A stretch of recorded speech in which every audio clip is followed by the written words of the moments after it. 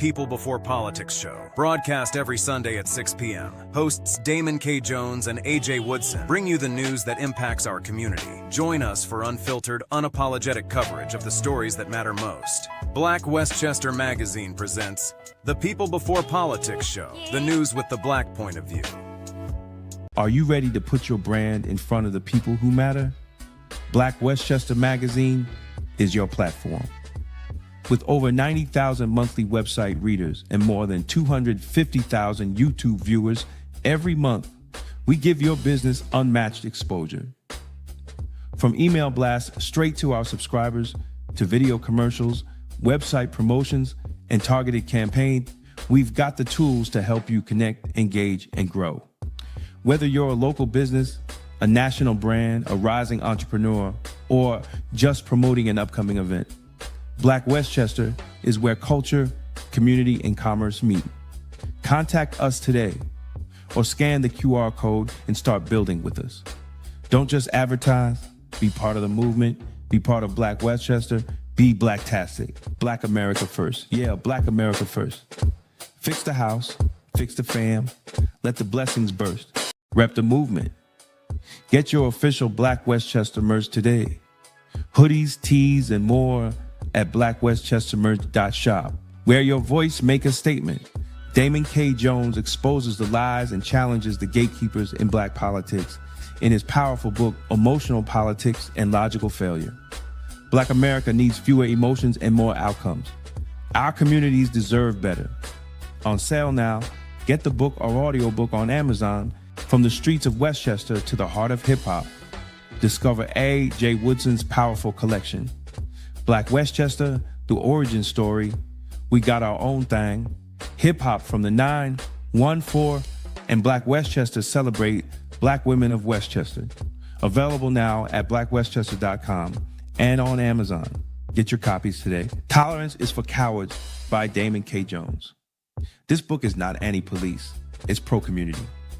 Discover how the extended policing strategy empowers you to demand real public safety, justice, and accountability from your local police department. Because the Black community deserves good policing. On sale now on Amazon and Audible. Discover Jesus and Divine Black Masculinity by Damon K. Jones. This a bold blueprint to restore faith, manhood, and purpose in Black America. Because the Black community needs good Black men.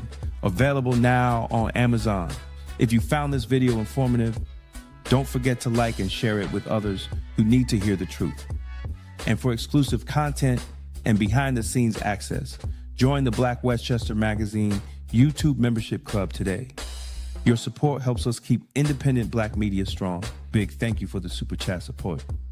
We appreciate your help in keeping the conversation and independent Black media strong. Black Westchester, it's the news with the Black point of view. It's Blacktastic. Peace and blessings, everybody. Peace and blessings, everybody. It's Damon K. Jones here, and I am the publisher of Black Westchester Magazine. And I want to thank everybody that is here. And this is the Sunday Rundown. The Sunday Rundown, the People Before Politics show. It's the Sunday Rundown, and we're going to have a great show tonight, ladies and gentlemen. We're going to have forensic accountant Sam Antar, and he's going to take us to class on how corruption works in politics and how they move money around. He'll be on soon. This is going to be a class-like setting because he is giving me slides. So it's about empowerment. First of all, let me make something clear. It's about empowerment. We have to understand how politics works. And there's a lot of money that goes in and out of politics. And if we don't know how it works, we don't know how we're getting played. And a lot of times we think these politicians are working for us. No. They work for the people who donate the big bucks. So I advise everybody, before you vote for anybody, I don't care if it's Democrat or Republican, because they both are the same when it comes to donations and when it comes to the money in their campaign.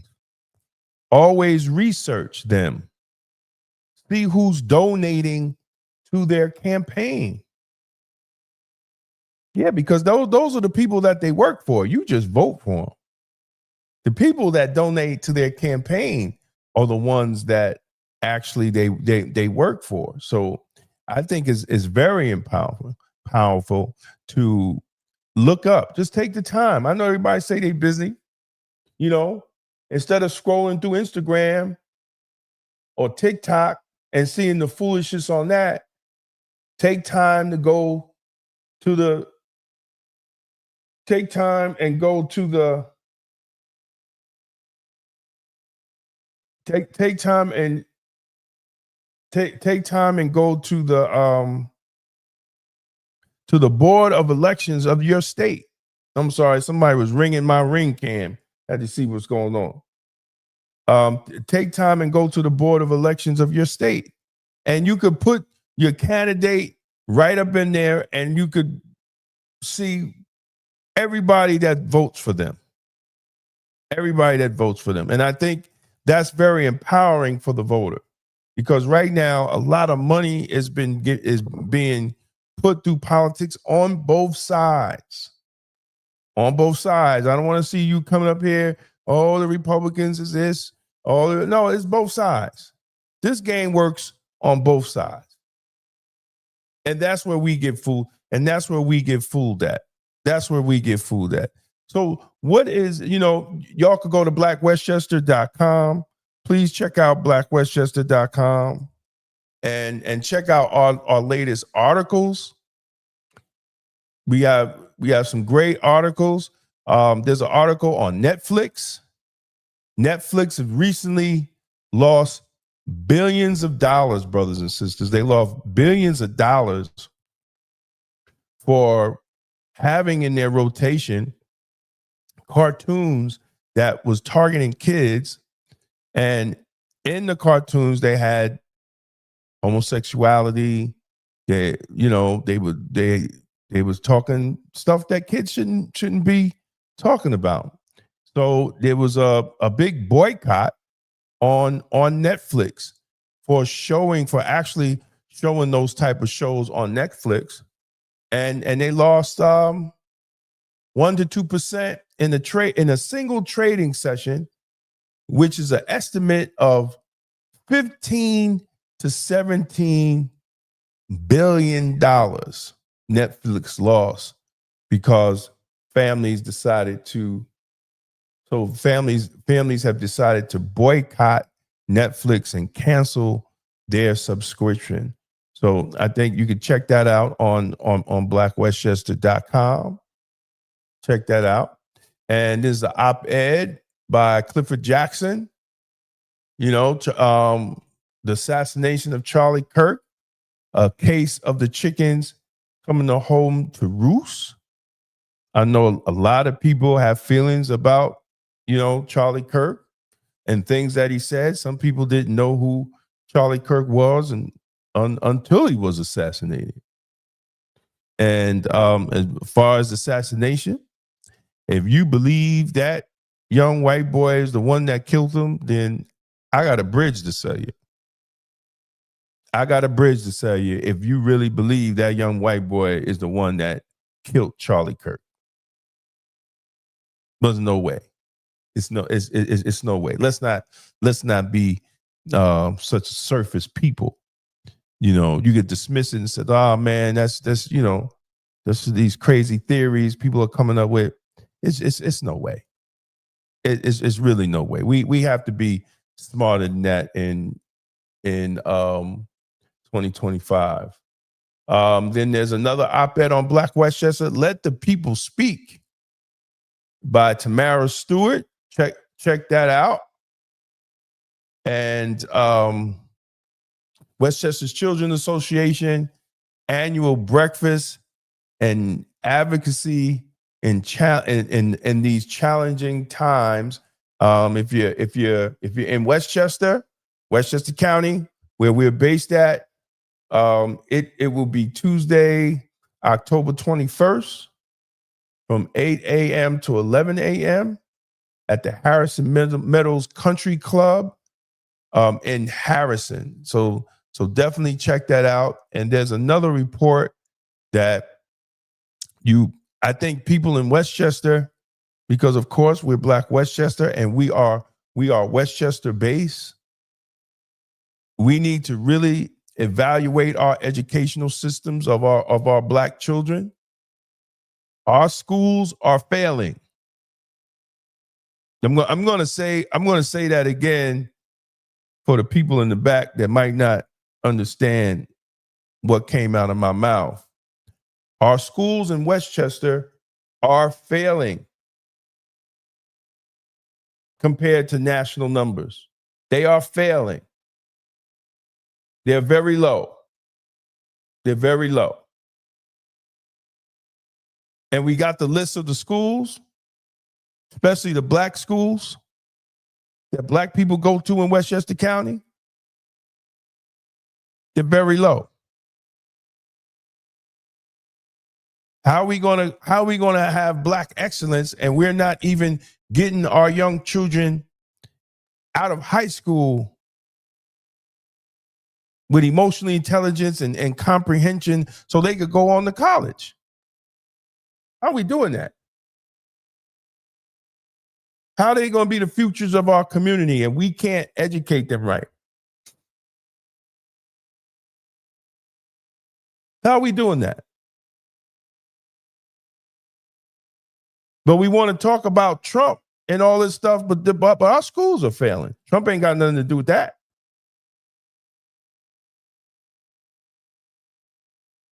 That's the local people. That's people that you put in the school boards.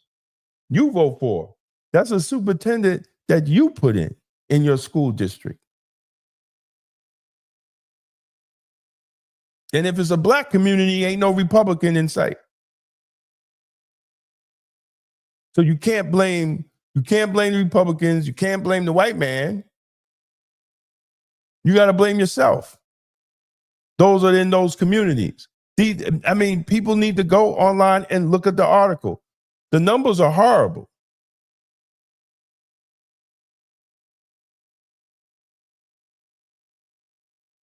The numbers are horrible. We should be ashamed of ourselves as Black people to even have those type of numbers.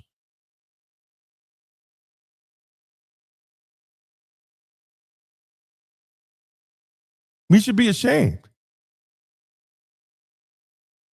We party too much. And our kids, we party too much. And our kids are not even being educated.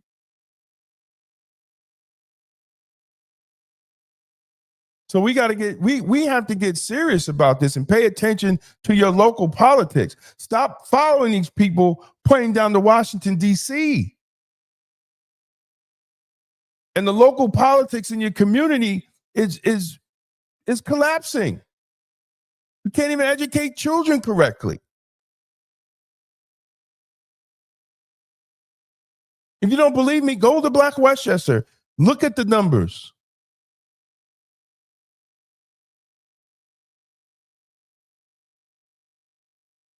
I did 33 years at the Westchester County Jail. Only thing these schools are doing is preparing young Black men and women to be in there.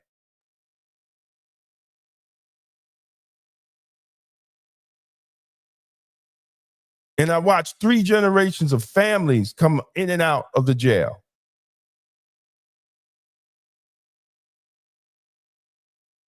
We have to have these conversations. And it's not being hard on anybody, but we're not having these conversations. We running around, black tie dinners, all these dinners, and everybody want to look fantastic. But our school system is crumbling, and our kids are graduating from high school, barely reading and have any type of skills.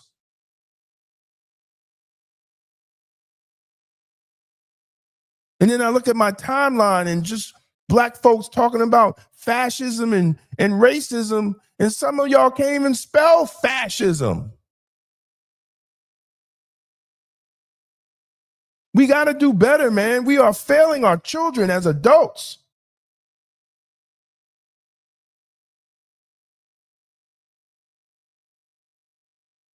We have to do better. And on that note, we're gonna go to class right now. I gotta bring my man in. We're gonna go to class right now and bring my friend in, man, Sam Antar. Welcome, Sam. What's happening, man? Welcome to the show, brother. Well, you invited me on, and I can't refuse you. Nah, man. Listen. When you sent me that, and I went on your website and I saw the documents, said, brother, you got to come on, man. You know, you got to come on, and I loaded up all your things. First, I wanna welcome you all again, everybody. This is Sam Antar. He is the gentleman that broke the evidence for Tish James, and start. First, I want to start off with that before we get into your newest project and your newest investigation. Now, they're having, I guess, the Trump administration is having a hard time getting the prosecutors to have a grand jury on it and indict her. What is your feeling on that, since you're the one who broke all the information and all the documents? First, we provided all of the information. It's all documented. It's all in the public record. We cited the law. We cited court cases. And if the DOJ doesn't want to indict, I'll go to war with the DOJ. I'll hold them accountable. Right. Okay, man. Because I see the politics in place. I thought they would get an indictment in Virginia, but then they had an issue with that prosecutor. Then they had an issue with New York, you know. And you came on the show. If anybody wants to see the evidence and what Sam has presented right here on Black Westchester, you know, I felt she had a problem. I felt that she had a problem, and we also had a defense lawyer on who reviewed the evidence that Sam brought on the show, and he felt that she had, as a defense lawyer, he felt that she had a problem. So, you know, I don't know what's going on. You know, it's just, you know, it doesn't matter which party is in office. Politics always play a role. Yes, but the problem that we have today, when I was a criminal back in the day, prosecutors weren't pussies. Today they're pussies. both sides, doesn't matter who. Yeah, because they're more looking at a win, you know, whether they could win the case 100% instead of, you know, taking the case to trial. You know, I've known incidents that I've spoken out against district attorneys and even Tish James here in New York on questionable police shootings that they felt that they didn't want to indict, you know, the officer for shooting an unarmed man or bodily hurting an unarmed woman. You know, so I'm sorry. Yeah, go ahead. No, go ahead. Dimensions at play here. One is the law, which should be the only dimension. The other one is the politics. And the third one is prosecutorial fear. Nobody wants to bring a case that they might lose. They'd rather have a perfect record and go after 6 criminals than have an 80% average and go after 100 criminals and put 80 in jail. That's what the problem is. And I get it. You know, as I said, they're pussies. You can't make it no simple. You can't make it no simple in that, Sam. Now, I grew up in Brooklyn. I can't help it. It just comes out naturally. Absolutely. Now, what is the new investigation? Because you're finding some things that I thought was very interesting in how money, and as I told people watching the show, how money works in politics. You have to work backwards. You know, most people see the endorsement.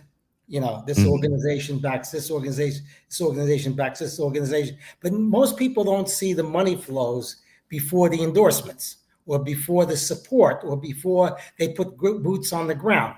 So when I started looking at both Tish James and Zohran Mamdani, I said, these people, they're the product of a bigger machine. They're manufactured people. You ever wonder why people out of nowhere come and enter into politics? No record, no voting record, no this, no that. Well, they're the product of a machine. It's kind of like they're the final end of the manufacturing process. In the case of Zohran Mamdani, he's running for mayor of New York. I live in New York. I am a forensic accountant, and I'm going to do what forensic accountants do. I'm going to follow the money that goes to him. And what I've found is very, very interesting. First of all, if you donate money to a charity, that is tax deductible. Fine. Right. If you donate money to a political action organization, a 501c4, that is not tax deductible. If you donate money to a 501c3, who in turn donates money to a 501c4, and in turn uses money to go to support Mamdani, oppose his who he's running against, okay? That is tax deductible for the donor, but it's fishy and it smells like hell. Because yes, go ahead. No. Go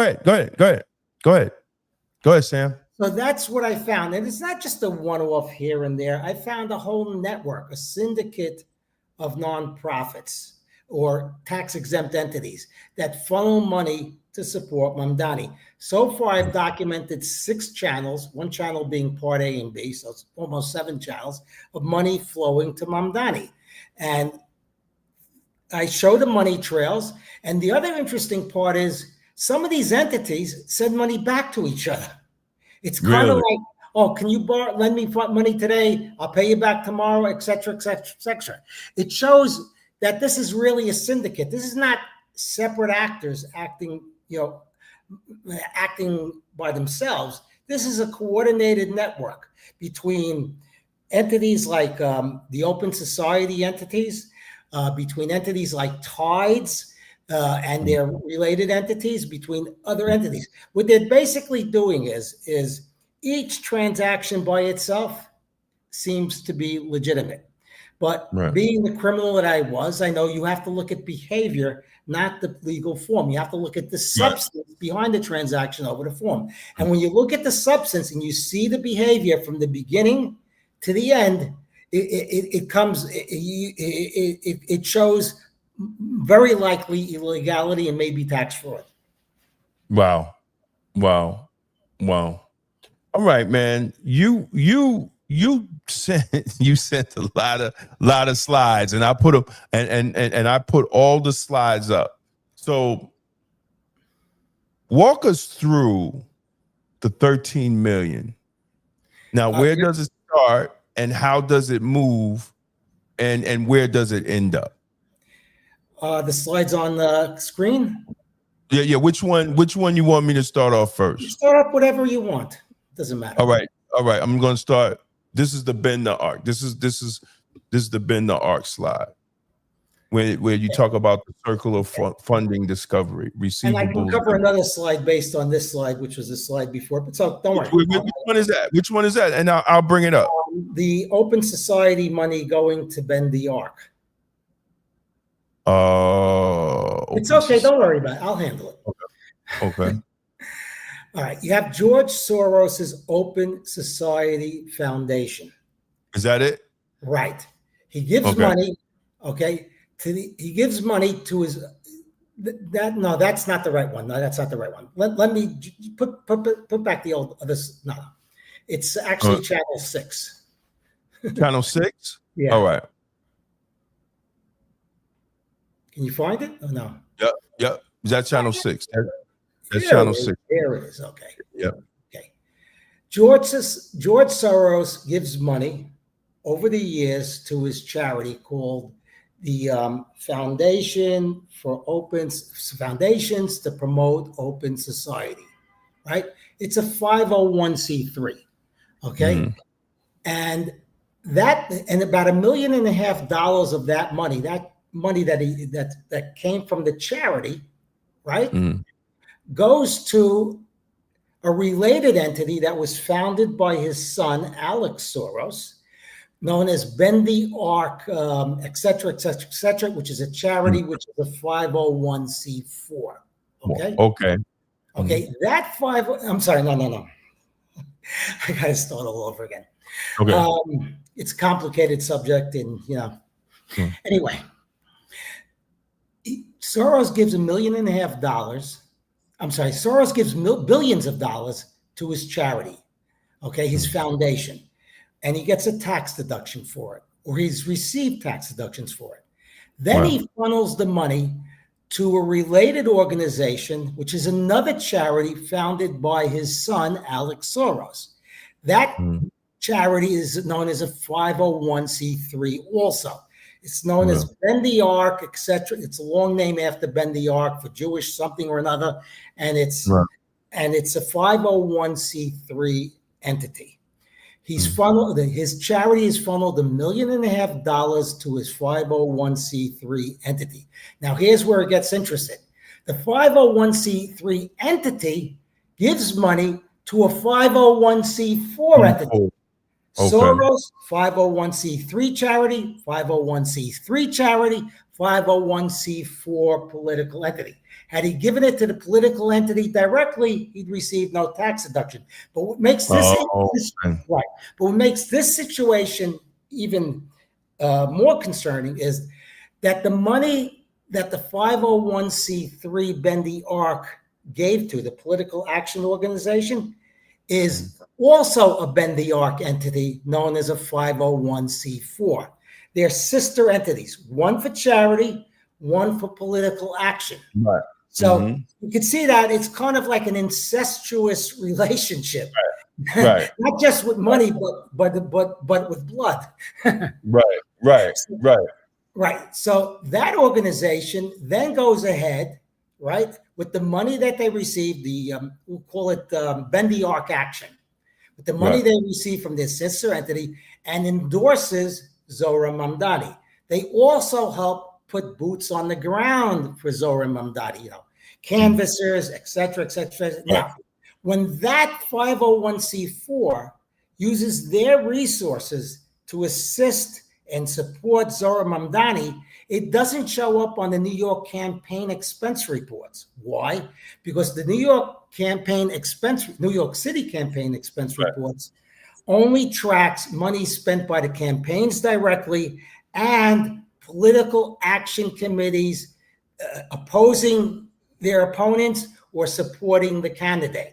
This is not a political action committee. This is a 501c4 organization, which is allowed to do a lot of targeted advocacy.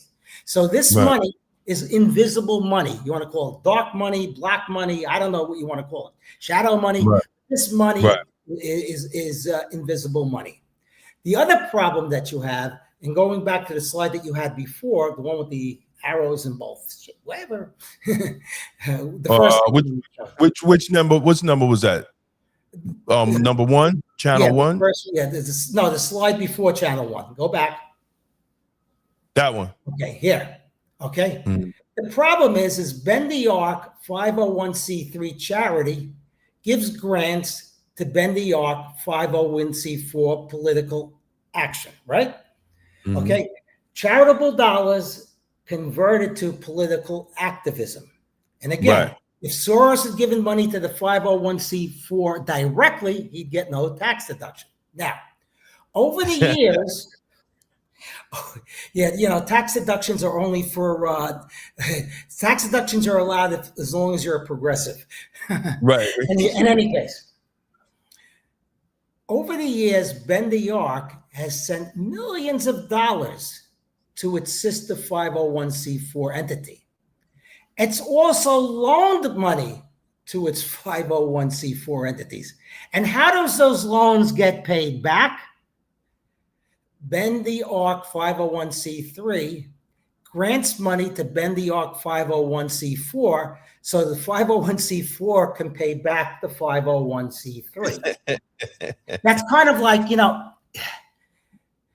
to me, it's commingling of funds. To me, it proves that the 501c3 and 4 are really the same entity in substance. Maybe in Right, legal form they're different. They have different EIN numbers, employee identification numbers, whatever, but they're really a single entity. And you can see these back and forths. I think I documented about $11 million of monies flowing back and forths between these entities. right. Now, this is special because Soros is the beginning of the money when he gives the money to his foundation. His son is also on the board of the foundation, and he's also the founding chairman of Bend the Arc 501c3 and Bend the Arc 501c4. That's why I call it an incestuous relationship, not just with the money trails, but with the blood too. Wait a minute. He's the chairman of both? Yes. Wow. Yes, he's the founding chairman of both. Wow. So he's just They giving both himself. share the same address, etc. But so they have the same address. Everything's the same. It's just. So what happens is when Alex Soros is sitting in one chair as the 501c3 person, he moves to the next chair on the table as the 501c4 person. Chinese rules. Wow. So the money that moves back and forth, right? So you have the loan, and then you have grants. Now, a mixture of loans and grants going from the 501c3 to the 501c4. Now, how does that benefit them just throwing money back and forth between the companies? How's that benefit? Because it shows it shows that these are not really two separate entities, but they're one. Right.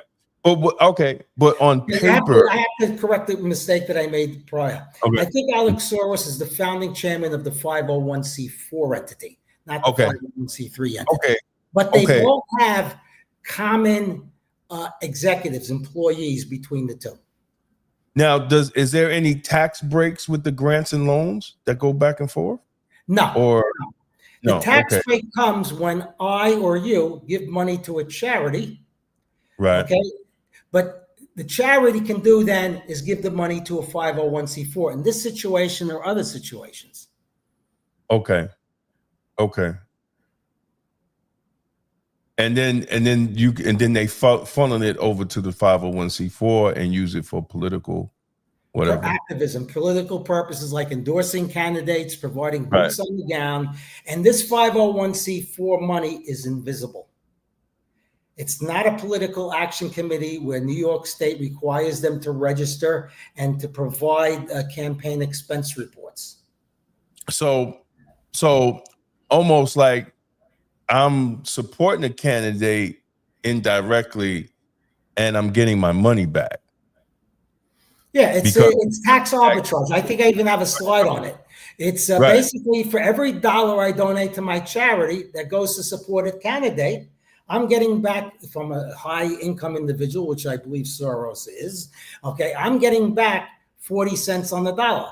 And I'm also taking that money because I'm putting it in a foundation, right? I'm taking that money out of my taxable estate when I go to heaven or hell, and and it's out of the reach of the Internal Revenue Service. All right. Did you have the charitable to political? You have that one. Yeah, direct path. Yeah, that's the slide. Tax arbitrage. Donor pays $1 million, let's say, right? Okay, the actual cost is $1 million.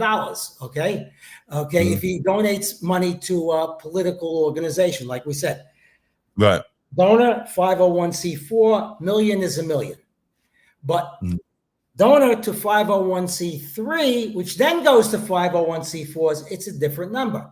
The donor pays $1 million, gets $370,000 in approximate income tax savings. Right? So it's only costing the donor $630,000 for the $1 million that is going to politics, which ultimately ends up in politics. But the other thing is, back in the day, this is about 8-9 years ago, Soros transferred a substantial part of his fortune, right, to these charities. It's helped them save money. Okay. Now these charities, right, are earning income tax-free on our dime, right? Now, and they're donating money to 501c4s. When he donated the money to these charities, if you want to call them that, okay, that money was taken out of his future estate, okay, and out of the reach of the IRS for estate taxes. So it basically creates generational influence. Generational influence. In other words, he still he or his family will still have control of the money, right? Right. Even though it's so-called in a charity. Right. Wow. See, the rich, man, that's how they stay rich. Now, here's the issue. Now, there are things I agree with progressives on and things I disagree with them on. Things I agree with Trump on and things I disagree with Trump on. But here's an issue where it's total hypocrisy. The progressives like Mamdani, they say they don't want billionaires. The progressives like Mamdani want to tax the rich more. The progressives like Mamdani wail over all of these so-called tax loopholes. But for some reason, this is not allowed to be discussed. Right. But I really don't think, Sam, I really don't think people know how they do money like this. No, people don't know. People think they're giving money to a charity, their church. They take a tax deduction. Their church feeds the poor. Does all kinds of things. But if you notice the funding arc of these 501c3s, even when it's going to another charity, another 501c3, the ulterior motive is political action, because a lot of it ends up in 501c4s, or a lot of it ends up in 501c3s that end up voter registration. Well, who are they trying to get to vote? They're trying to get to vote people to support their candidates, not people that will support other people's candidates. Like Zohran Mamdani had this thing. We're going to help register you to vote, and we're going to give you a Zohran Mamdani sticker if we help register you to vote. Now, that sort of thing to entice people. Right. Now you have the Make the Road circuit. That's something I'm a long work in process. It's still working on this one, but here. You want me to take this one down, or you still want to keep it up because this is important. All right, Make the Road New York is a 501c3. It's a charity. Make the Road Action is a 501c4. It's political action. So what you have here is Make the Road gets a substantial amount of money, $16 million from the United States government. I think there's about $7 or $8 million from state governments. But whatever the number is, it doesn't matter for purposes of our illustration. So you're getting government money, and then you're transferring it to Make the Road Action, which is a 501c4. And you can say, well, listen, here's the problem. Cash is fungible. Even if the government money was put in a separate bank account and expensed separately, right? It frees up money that they would have that they would need to support political activities. So in other words, it doesn't really matter how you label the funds. Cash is cash, and cash is fungible. So the money goes to its Make the Road Action, which is a 501c4, and Make the Road Action endorses candidates like Bendy Arc 501c4 does, right? And and not only that, but it has Make the Road Action has an incestuous relationship with the Working Families Party PAC. Remember the PACs? That PAC has to disclose the expenditures it's making on behalf of candidates, and that's how I took the transaction. It had a transaction where it donated $45,697 in a single day to Working Families Party National PAC, and Working Families Party National PAC gave it back the same day. In the form of, I'm donating money to you, and you're giving me back the money because I'm paying you to do something for me. It's called an in-kind transaction. Now, someone asked a question: would Turning Point USA fall into this type of with Charlie Kirk and the organization Turning Point? Would you know if they would fall in this type of money movement? It's possible. I don't know. I haven't looked at it. Yeah, I'm one person. I don't Right. have No. I'm just, me. people ask, yeah. right, because there was a lot of reports, before Charlie Kirk passed, his views on the Gaza thing and how a lot of people were pulling money out. That was just, pro-Zionist. Listen, and he was heavily funded.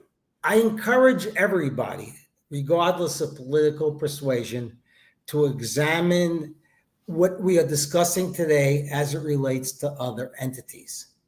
Right. Because at the end of the day, it doesn't matter if I'm left or I'm right. There is the law. There are rules that have to be obeyed for a civil society. Right. But now what you're seeing here, is that a loophole in the law, or how does that work with the IRS? When the IRS sees things like this, what sets off red flags? The whole funding pattern and the behavior of how tax deductible money ends up in political action, which is not supposed to be. Okay. And the coordination is something that the IRS will pay attention to. Now, is it a loophole or is it illegal? Their lawyers are going to say that it's a loophole. They're going to lawyers say we're doing perfectly legal. Well, yeah, I get it. Listen, I was on the other side of the law. I would argue the same thing. Whatever. Right. But I would argue that it is illegal because they're not following the spirit of the law, and the IRS has something known, like I discussed with you earlier in forensic accounting, substance over legal form. You got to look at the substance of the transactions, not the legal form that is meant to disguise the true nature of the transactions. Right. So my opinion is that they violated the IRS code. Their lawyer's opinion is that they are taking advantage of loopholes. Who determines that? The Internal Revenue Service or the courts. Right. But that's what's great about America. That's why we have debates. That's why we have free speech. Right. Now, I mean, but you got to have prosecutors that are willing, to properly investigate and properly look into, these type of tracks. I mean, that is correct. Well, here's the problem with something like this. Okay, something like this, and there's far to your audience is far more stuff that I've documented, and it's very, very technical, and it's very, very it's a lot of tedious work, and you are only seeing what I can explain to you as best I can, considering the information. Sometimes I even have to correct myself mid-interview because sometimes I even get confused. Whatever. Right. The thing is that people need to understand is that the government is manned by people. People who like Trump, people who dislike Trump, people that are biased towards Democrats, people that are biased towards Republicans. That is human nature. You also have a problem is that this is kind of an investigation doesn't begin to end in a 2-hour movie. This is an investigation, a white-collar investigation that would take years. Really? And some of these people that are in positions of power or in positions of managerial authority or in positions of making decisions, they're not going to be here in 2 years or 3 years or 4 years. They're going to be working for a law firm. They want that easy win against some poor bodega owner in the Bronx that didn't pay his sales taxes. That's what they want. They don't want this stuff because it's too complicated. It requires work. So what I'm trying to do is make it as easy as possible for them to understand a very, very complicated situation involving 20 different entities over a period of years. And believe me, it's easier to find the information than it is to write it down and explain it. Right. Right. But you have to know where to look. You have to know where to look. You know, my background, I'm a former CPA. I committed one of the largest security frauds in New York, in the country back in the 1980s, right? Exactly. Unlike you, where your mommy taught you how to clean your clothes, I was taught how to launder money, how to clean money. Okay, so this is something that that's wired into what I do, and I do it. Right. You know, can I examine this one or that one or this one or that one? Well, give me a staff of 100 people and give me a $10 million grant, and I'll do it. But nobody's paying me. I'm doing the best I can with what I have in the situations that interest me. That doesn't mean that, people say, why did you write about this? Like, what am I going to do? I have to have a life. I still have to sleep 8 hours a day. I still have to shave. People don't understand. It's not something that you do. Oh, I look it up, boom, boom, boom, and it's out in the blog. It doesn't work that way. That chart over there is the result of a lot of hours of blood, sweat, and tears.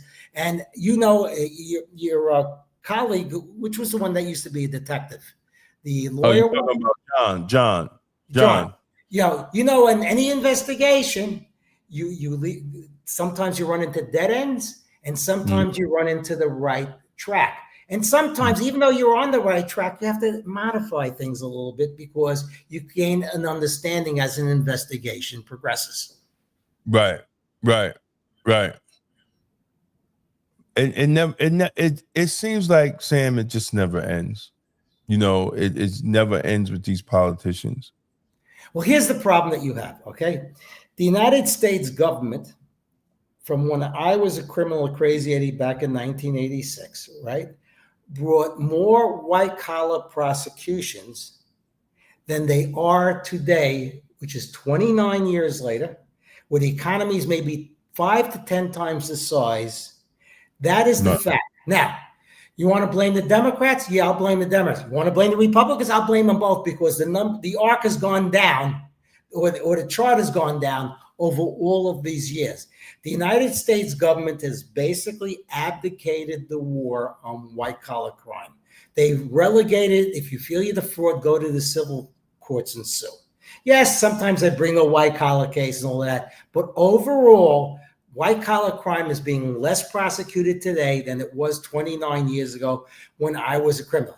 Do you believe that people become more honest? Do you believe that there's less fraud? There's no real way to. It's not like violent crime where you find the dead bodies and you can count murders. Right. But as don't forget it. During this time, the economy grew also. So it's a lower number of cases on an economy that's 2, 3, 4 times the size as it was then. Then you look at IRS Criminal Investigative Division. Again, they had more Criminal Investigative Division when I was laundering money back in 1986 than they have today. And again, it's not just one president; it's all of them. All of them from who's president in '86? That was Reagan. All of them from Reagan to Trump right now. Wow. Well, that's something for the people to think about. And I said, we need to, when politicians run, we need to go and see who's actually giving them money. Because that's the people that they work for. Well, Mamdani now has gone from billionaires. Now he says right-wing billionaires because it's already been brought out that he's got plenty of billionaires on the left supporting him. So, here's the thing that people need to understand, okay? There's no difference between white-collar crime and politics. They're both one and the same, okay? White-collar crime, you defraud people, and in politics, you defraud people to vote for you, okay? It's all about gaining money or gaining influence or gaining power under false pretenses. And I'm sorry to say that this is not a situation that's confined to one party or to one ideology. We are all human. We are all God's children, and we are all vulnerable to the same things. Right. Hold on 1 second. Check the link I sent last time. Take your time. Yeah. I'm just my next guest. My next guest is trying to get in, but I'm gonna send him another link just in case. But yeah, man, like I don't charge overtime if you need me for extra time. I I don't charge you. But yeah, so we got to like it's good that we're talking about this because you know a lot of people, they don't know the backstage politics, right? I call this backstage politics, right? It's Everything intimidating. Right. It's intimidating to talk about. It's not sexy stuff. It's not whatever. There's a chart there. I gave you a spaghetti chart with all the lines and extra. Can you put it up? That one. Okay. This is what I've had to deal with. Okay. Yellow lines, orange lines, black lines, whatever lines. Okay. And this is purposely made complicated to prevent people from looking into it or to discourage people from looking into it. You have to have a certain mind to look into it. You know, I was at a party the other day, not a party, a gathering for a Republican candidate. I'm a Democrat, but you know, sometimes I go to everybody, Republicans, Democrats, whatever. Right. And people say, "Oh, Antar, you're doing a great job. You're really serving the public. Why are you doing this?" And I say to them simply, "I'm not doing this I'm doing this simply because I can. This is my lifestyle. This is the way I was brought up on the other side of the law. I'm still leading a life of crime, but I'm not doing the crime. I'm explaining the crime, so to speak." Right. And this is this kind of stuff that we have to deal with, the complexities, and it's not easy charting all of those complexities. Right. I can tell you, I guarantee. Since then, I found a few more arrows and a few more boxes. Wow. Is this like when you see political action committees or 501c4s, right? Is this the modus operandi? This is how they get their money? Because I always wondered, how do these on that type of level? Because now you mentioned the Working Families Party, so that's big money because that's their party in the whole state. Well, you look at that spaghetti chart, that dead center in the middle. Right. So money flows in and out all the time. You know, it's just very interesting how this works, because the average voter, like the guy just said, he said, the difference is that we don't play in those spaces. That's true. But here's another thing that people don't realize, okay?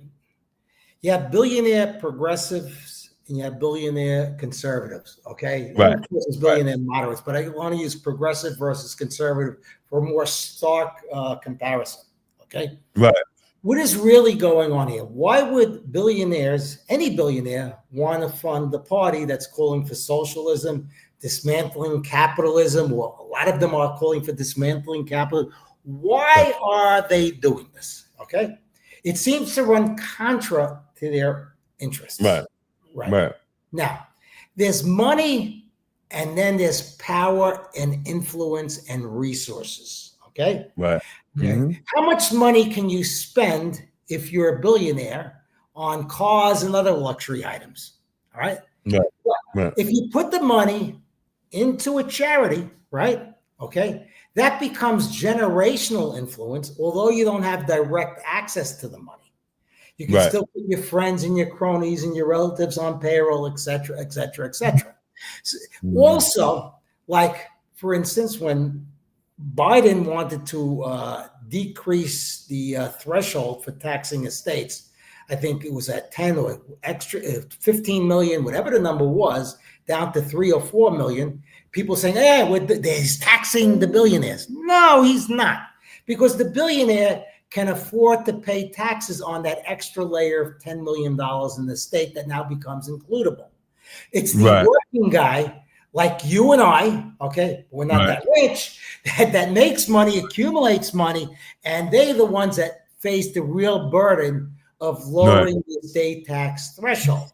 So in effect, what it does is it makes these mega billionaires, okay, more secure because they don't have anybody coming up through the channel, so to speak, the wealth channel, to eventually challenge their power. So my belief is they don't really believe in socialism so much. They believe in socialism as a tool to maintain their power, resources, and wealth. That's what the underlying thing is that people don't get that kind of an explanation. Now, you can disagree with me on a couple of things here and there, and you can probably add more to support my argument. But that's what's really going on here. No, I absolutely agree, and that's what I've been telling people. Like, it's really not our fight, right? It's a fight with the most powerful on the left, and the fight with the most powerful on the right. These things, everything that's going on, as I said to you earlier, I wanted to see who manufactures these candidates. Okay, right. These things is really what's not talked about. Is the struggle amongst the elites, the wealthy elites in this world, and using these organizations as a means to their ends. It's not really, in my opinion, it's not really to them a question of socialism as they believe Marxism or whatever. They believe if socialism helps benefit me by consolidating my power and giving me generational influence, not just generational wealth, I'm for it because I got my money already. You know, George Soros in 2018, and I might be a little bit vague on the details, okay? Because it's just so much, to do. He donated a large sum of his money to his charities to avoid some kind of a IRS rule that was being in place. Okay, he did it. He put all of the money in. Okay, this way he already has his money outside the reach of the IRS. In other words, legitimately or illegitimately, he has his money outside the reach of the IRS. If you look at, and I posted it the other day, I was doing research. Okay, he gives money to Open Society, and then Open Society invests that money in entities in the Cayman Islands. Yeah, right, exactly. You know, I call it Open Society, closed books. Wow. But so it's not so, they're not so transparent on how they run the money. And if they really were transparent, more people would look into it. Maybe not the average Joe on the street, but more people would look into it. They have some sophisticated knowledge of accounting and say, hey, this doesn't look kosher to me, you know? But it's deliberately vague. It's deliberately opaque to prevent people from making a critical analysis of what they are doing. Wow. Hey, man, thank you, bro. Thank you for explaining and breaking that down. And I hope that people are watching tonight and people that will watch it in future really understand how this thing works, man. We have to really, really start looking at it. And you know, and as you said, you know, they're using this money to pick candidates that we vote for.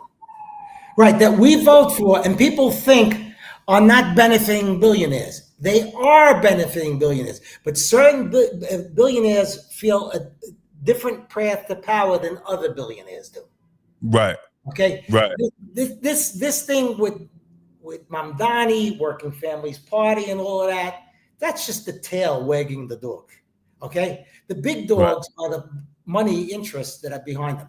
Now, Cuomo's got billionaires backing him too. Don't get me wrong. Right. No, absolutely. But Cuomo at least doesn't pretend that he doesn't have billionaires backing him. I got to give him that, even though I dislike him for a lot of other reasons. Okay. You know, people say you say something nice about Cuomo, all of a sudden you agree with everything he's saying. There's no whatever. It's not the case. Sometimes, you know, like a clock can be right twice a day, so can Cuomo be right once in a while too. Right.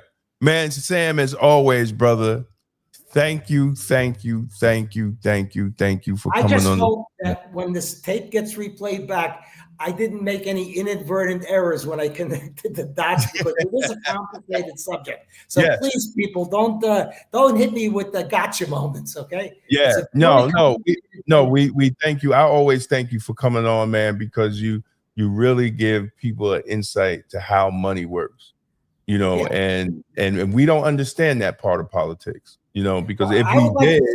I would like to see you run for public office, because No. The Black community. Forget about it, man. Yeah, no, I'm good, man. I'm good with what I'm doing. I'm good with helping people. The last time I tried to run for office, but I think because you sound and look like Samuel Jackson, you will win every race.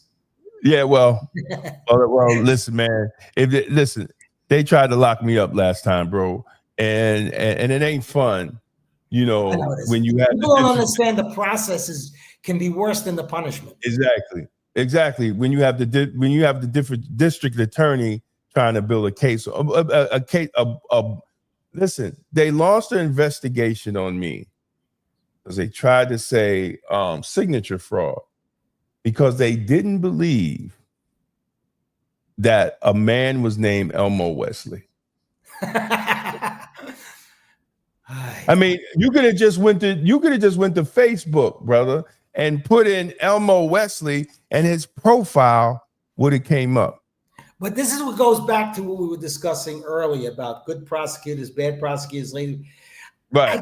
It just boils my blood when I see them making cases on petty bullshit.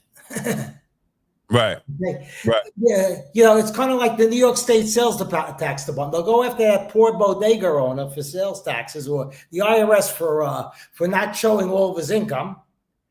Right. Which, by the way, is widespread. It's no secret that they pay people off the books, et cetera. But they don't go after these billion-dollar networks that are very, very complicated. And that's where they should be focusing on, but they don't, because it's too hard for them to do. It doesn't fit with their narratives and ideologies, whichever side you want. And it's unfortunate because we, the people, have to pay for it. That's what's unfortunate. Right. Sam, man, I thank you, brother. Reach out to me whenever, man. You call me up anytime you want. You know that. And I'm going to chop it up. I'm going to chop it up and send it to you, so you can have. Whatever you need to. You have to send it to me. I subscribe to you. Yes, I do subscribe to you on YouTube. All right, man. Thank you, man. God bless, brother. Thank you again. Too, and God bless your audience. That's Sam Antar, y'all. And let's give him. We definitely gonna give him a round of applause, man. Where is the applause? Here we go. Yes. In the background. Have a blessed one, man. Take care now. Bye-bye. All right. So that's Sam Antar, y'all, and we got Dow Davis in the green room. And if give me 1 minute, we'll be right back. We will be right back. Just give me 1 minute for this little break, and we'll be right back.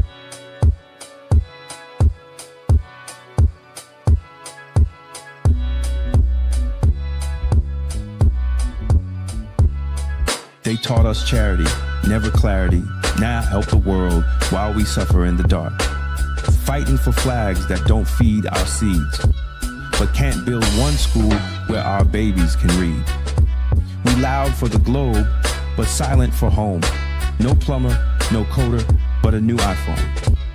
Our pain got turned to a marketing stream, march and scream, but no policy team, red or blue. Man, they both play roles. One lock us up, one leave us broke with hopes. Democrat, Republican, ain't changed the hood.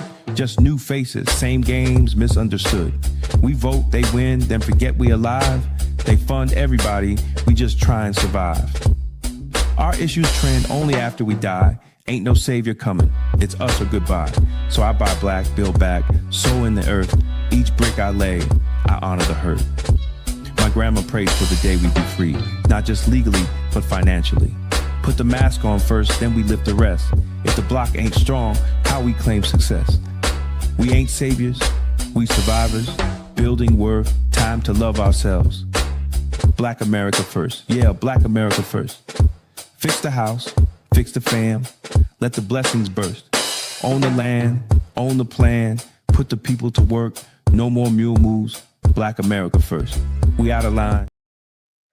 Man, we are back. We are back. We are back. We are back. And my brother's here. Hey, Rocking please tell out. me you can hear me. Yeah. I know you were sitting there like, man. Ooh, let's go. Think I got all the bugs worked out.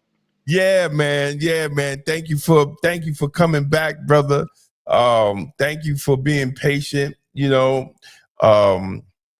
we're here, man, and I know you got a lot to talk about because all the people that's watching, Brother Dow Davis is in Peekskill. He's a lifelong activist. He's been working hard for the people in Peekskill, and he's been dealing with this HUD issue in Peekskill. We touched on it a couple of weeks ago, but you know, there's some things that transpired, and I said, Dow, man, you got to come back on, and you got to let the people know what's going on. So what's happening, my brother? What is transpiring? And I saw your mayor the other night too, man. At it's the Negro Women. Oh my God, I forgot the name. Well, it was an event, man. It was, Okay. It was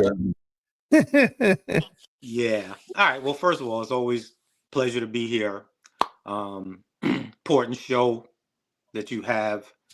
Thank you. You know, I do my best to get the word out. I share your links. You know, just really Thank you. really important stuff you guys are doing. So, Peekskill, yeah. You know, there's some real ugly history here, and I'm always assuming when I log on, there's new people, and so I'm gonna start Reader's Digest condensed version, but from the beginning. Peekskill has a almost unique racist history because of who the founders were and their policies leading up to their ugliest expression of racial hatred was 1949. Paul Robeson visited Peekskill to give a free concert against the war. The good citizens of Peekskill got on pickup trucks and drove to the site of the concert, mugged people and beat people mercilessly. And Robeson was stopped at the train station and turned around, went back to the city. Fast forward to the 60s, and Black Panther Party existed in Peekskill, New York. Peekskill was one of the first cities that went up in smoke when Dr. King was murdered. You know, so I say all of that to say the climate in Peekskill has not progressed much. Former low HUD journalist Phil Reisman once referred to Peekskill as the city that time forgot. Wow. And so Peekskill has been hit with federal mandates to desegregate their schools. So the center of my struggle in Peekskill has been to save public housing. One building in particular, Bowman Towers, it's on the main street coming into Peekskill, and the city fathers, the racist real estate interests, targeted that building to be removed, to mass evict the residents, not caring where they went. They started setting up all kinds of complexities, roadblocks to trip people up so they couldn't pay their rent. When COVID hit, there are people living in Bowman Towers who work in two jobs. A lot of them at the Jefferson Valley Mall. When the smoke cleared, they were behind in their rent. The state came forward with the what was it called, the ERAP money to pay people back rent who lost their jobs because of COVID. Peekskill, Westchester County also had money for that. Peekskill was the only city that would not apply for that money because they didn't want the rent, they wanted the building. Even people who got ERAP funding from the state, they wouldn't accept it at first. We had to fight to make them accept that money. Again, they didn't want the money, they wanted the building. And so sadly, these are Democrats doing this. And somebody went on my TikTok a few days ago, because I've been exposing this on social media, and said, well, I don't see you attacking the Republicans. Well, there are no elected Republicans in Peekskill City government. yo, I have the same conversation with people. What about the Republicans? Most of the towns that black people are in, there's no Republicans in sight. So how are you blaming Republicans? Why am I attacking a Republican and there's no Republican elected official? And D, we've both attacked both sides, because like you, I'm loyal to my community. Sometimes the enemy is a Republican, sometimes it's a Democrat. And Peekskill, it happens to be a string of Democrats. The mayor and council is all Democrat, and they have tried everything they can. They've appointed people to the Housing Authority Board with the sole purpose to mass evict and try to give a no-bid contract to Wilder Balter Partners, who's building luxury housing all over the county. HUD, I met with HUD. I was able to get reach high up into HUD because of Congressman Mike Lawler, a Republican. And I did reach out to Mondaire Jones when he was in that seat, turned his back on us. He's going to let them tear this building down and put all these women and children, mostly black, in homeless shelters. And so we gave him an opportunity, and he turned his back on us. I didn't know Mike Lawler. I reached out to him, called me on his cell phone. Hey, let's meet. Let's talk about this. He wrote letters to HUD. HUD responded. They came up to Peekskill. The sister at the time, Alika Ampry, I think is her name. She was in charge of New York City, HUD, and Peekskill Housing Authority. And she came up to Peekskill and she said, look, you can't give a no-bid contract. Anything over X amount of dollars has to go out to bid. I mean, we know Wilder Balter donates a lot of campaign money to people like Ken Jenkins, to local Democrats, and they promised him this contract. And so he couldn't do it. What he wanted to do also besides Bowman Towers is take our community center, the Kiley Center, Walter Corney Gymnasium, which we got built. My group, Committee for Justice, marched, picketed, got arrested, put on trial for talking, and won that fight and got that community center built. They want to turn that into a Boys and Girls Club. Again, contract going to Wilder Balter. Now, I got no beef with Wilder Balter Partners, but you can't do these things without having community input.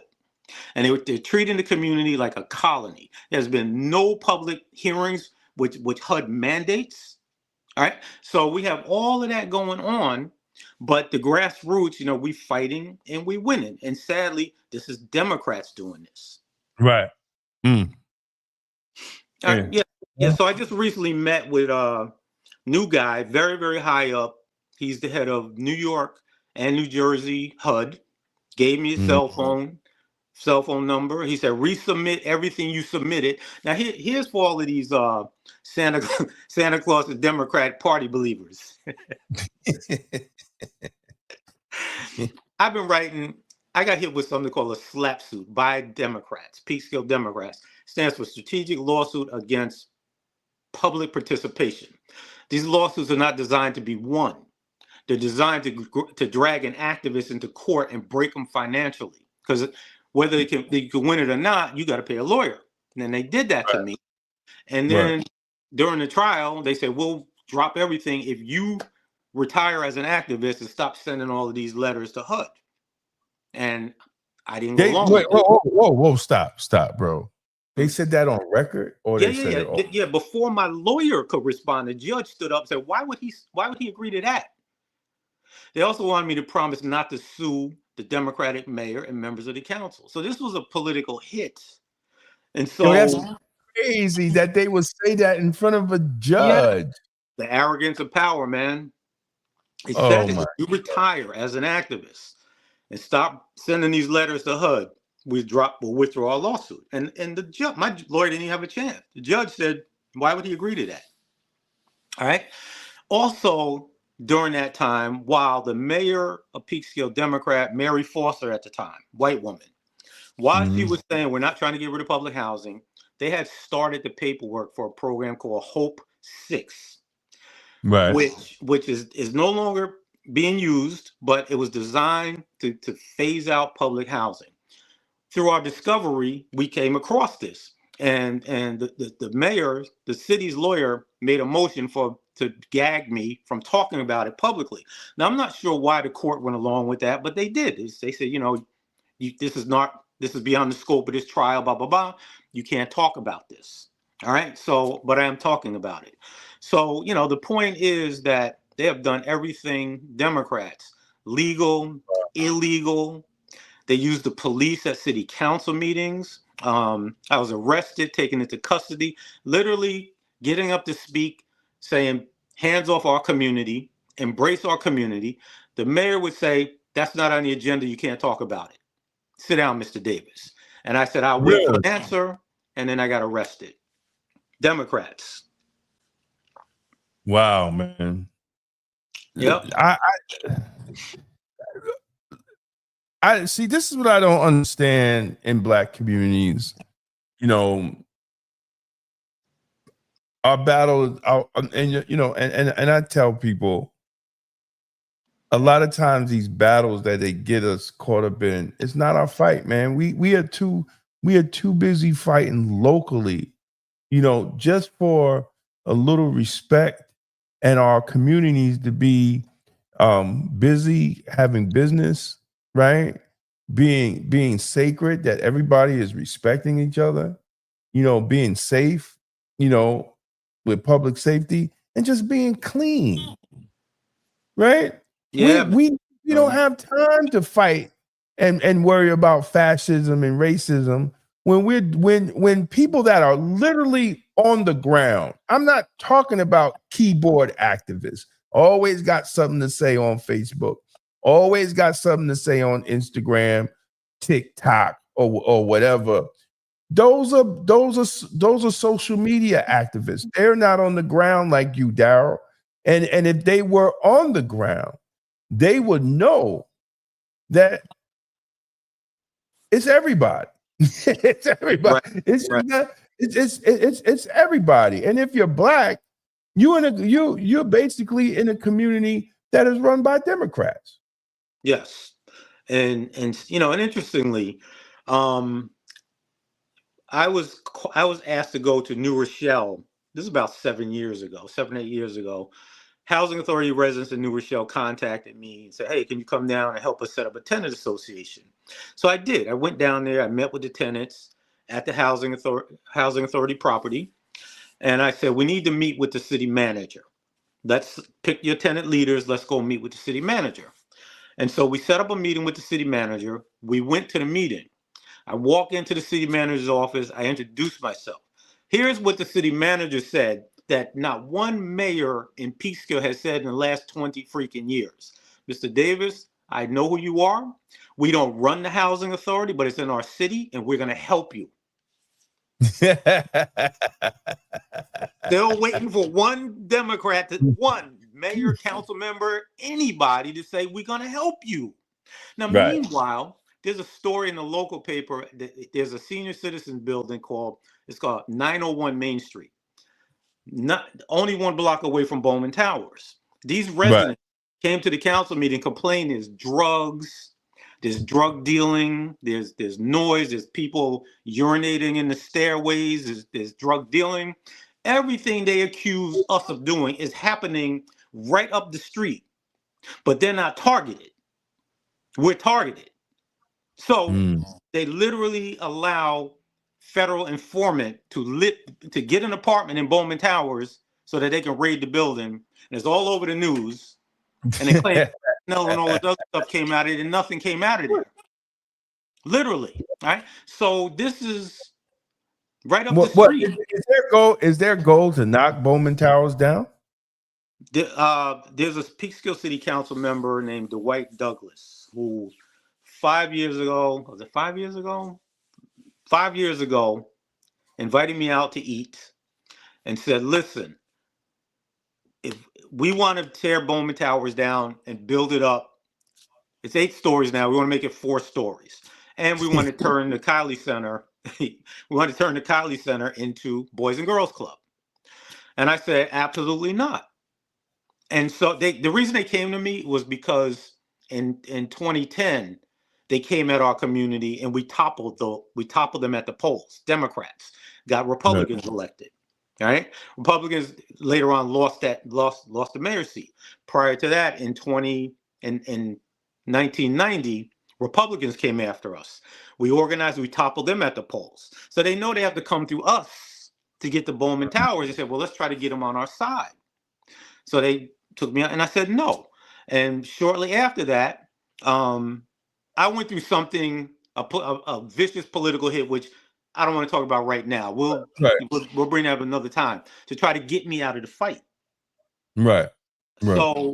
So we're winning. And so I want to say that now that this is almost hard for me to say, but I have to say it. Now that Donald Trump is president, the residents of public housing have more power than they've ever had. Oh my God. Are you serious?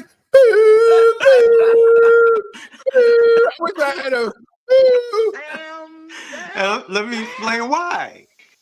But I know, I'm sorry, the Santa Claus Democrat believers. I'm sorry, I got to say this. When Joe Biden was president, I voted for Biden. I voted for Obama. Right. I didn't vote for it. I was not going to vote for him last time with the genocide and all that. But that said, when Biden was in, when I got sued and hit with that slap suit, one of the first things the lawyer said to me, "You've been a busy man. You wrote 131 emails to HUD."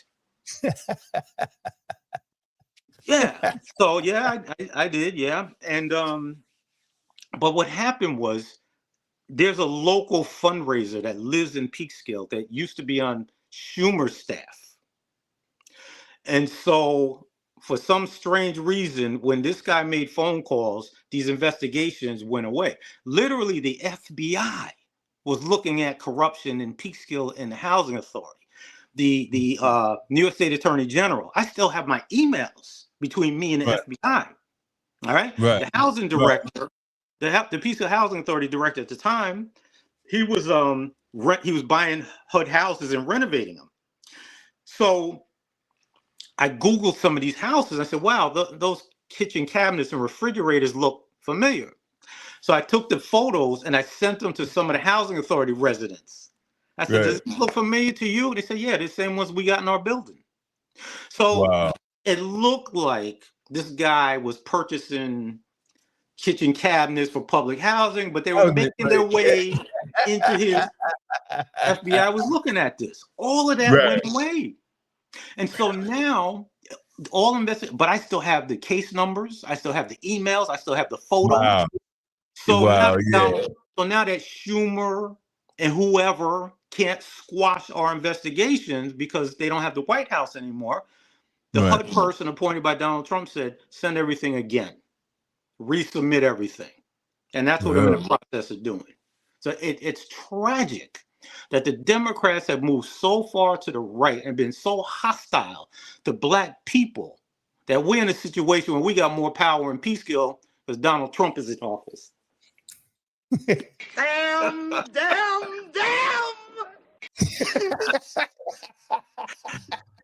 through no making of our own. You know what I'm saying? We're under attack by Democrats. And bro, let's talk about the elephant in the room that nobody's talking about. At the height of the Black Lives Matter movement, Democrats were circulating emails saying, don't negotiate with Black Lives Matter activists. If they bring up issues, turn the conversation to Black on Black violence. You can Google it. Anybody out there you listening, Google it. They started attacking grassroots Black activists nationally. Now who do they got left to fight for them? Schumer. Well, listen, I'm not a fan of Black Lives Matter, but I understand the tricks that's being played. And I've been saying this. I've been I've been saying this. This is the reason, one of the reasons I wrote that song, Black America First. We have to stop playing this game. There's an old saying, and I try to tell people it's not about permanent friends. And Reggie Lafayette was the one who taught me this, the former chair of the Democratic Committee, Democratic chair of the party for Westchester County. He always said, brother, it's not about permanent friends or permanent enemies. It's about permanent interests. That's it. We cannot continue to be a one-party people. Whether you want to go to be an independent, whether I don't care. You don't do it with your finances. When you go to a financial advisor, he doesn't tell you to put all your money in one account. He tells you to diversify. How do we have college education? We are educated Black folks today. And we do not see that simple understanding with our vote. That's what I just don't. And you wonder why our communities look the way it do. And then they tell you, oh, well, it's Trump. Oh, well, it's fascism. Oh, well, it's racism. No, it's the people that you vote for. That's right. That you hit the nail right on the head, bro, because and here's the other thing about that, because I had said I'm not voting for Joe Biden under any circumstance because I don't vote for genocide. And the parrots, I call them parrots because they're just repeating what the billionaires back the DNC. Exactly. Oh, sounds to me like you're helping Trump. Bro, I can't be responsible for the fact that you don't read, so you don't understand that me not supporting Biden doesn't mean I won't support any Democrat. I'm not supporting this crop. If you can't bring yourself to vote independent, Working Families Party, Republican, get some new Democrats in the leadership. There are all kinds of alternatives. And while we're on that, and this is one of the reasons why my group, Committee for Justice, we got things done under Democrats and Republicans because we organize. Right. We go to the people. We get the people involved, right? And so I don't care who you voted for. None of them politicians got Jimmy Kimmel's job back. The dollar bill got his job back. Boom. And then crushed it in fashion. Right. I don't even follow Jimmy Kimmel. I don't even know anything about him. But I remember the boycott. Right. And within days. Yeah, but he's done. Once his contract, they're not going to renew his contract. But it showed the power of boycott. It ain't all, I tell people. I really think it was more that they couldn't do that to him per his contract. Well, maybe, but we've seen the power to boycott. We did it ourselves with Target and some other people. And, so my point is voting is only one tool. It's not the tool. Right. We didn't vote our way out of slavery, right? We didn't vote our way out of slavery, and look at all of the Black millionaires we had. I mean, we know about Black Wall Street, but that was only one of dozens of affluent Black communities that white folks burned to the ground. Right. Absolutely. Self-reliance, bro. If you're self-reliant, you don't care whether it's a Democrat or Republican in there. Well, I mean, and that's the problem, because we're not we're not as a people. As I said earlier in this show, like we're not paying attention to what's going on. I did an article on the state of Black schools. Yeah, I saw it. And we have a problem, and nobody's talking about it because they got grown ass Black men walking around Westchester scared of Trump, worried about Trump. When your children can barely read and comprehend to go to Westchester Community College. I had a conversation with the president of the satellite in Mount Vernon. He said some of these kids come in, they have poor comprehension skills, and they're in college. We have to pay attention. Stop partying so goddamn much. And yeah, man, and to your point, not saying that I'm not involved and follow what goes on nationally, but they want us to fight their fight. See, because when you know what I'm saying, because they don't want to know. James Baldwin said this. James Baldwin said, "I don't care what you say, white folks. I don't care what you say about whether racism exists or not. But this I do know: you don't want to be black in America. So everything you say after that is a lie. You know this. So whether you say there's no racism, we know you don't want to be black in America." Exactly. Exactly. And So they want us to fight their fights. And Malcolm warned us about the white liberal. Everybody want to claim. Everybody want to claim. And I'm not being racist at all. But they need black people to push their agenda. Always. It's always been because we are the Democratic vote, but we get nothing for it. We literally get nothing for it. And I don't care what any pastor, any politician, and look, and I love all y'all. I love every Democrat, black Republican. I love all y'all. But I'm here to just tell the truth. I'm here to that's what my pastor told me that I'm here for. He said your purpose is to take down strongholds, and I'm living up to it, whether people like it or not. And I say out of love, we have to get something for it. Our communities shouldn't be looking the way they do. Period. No. Mount Vernon should not look like that. It should not look like that. Greenberg. All the black 119 was nothing but black businesses all the way down. My mother used to come from Peekskill to go to 119. It was like 125th Street in Greenberg with all the black businesses. There's nothing there. Bro, like, I had to take my car to the shop this week, and to my knowledge, and I went on Facebook and I said, "Are there any black auto mechanics in Peekskill?" And everybody said no. And so I don't think. Then they said there's no black-owned businesses in Peekskill. There might be one. Yeah. No, I think that I don't know if this guy's still in business or not. There was a Caribbean restaurant. One. But back to the auto thing. There was one. There's one. I've been to one. Right. And I don't know if it's still there or not, but even one and no auto mechanics, you know what I'm saying? So this is the information I got, but I do know I couldn't find a black auto mechanic.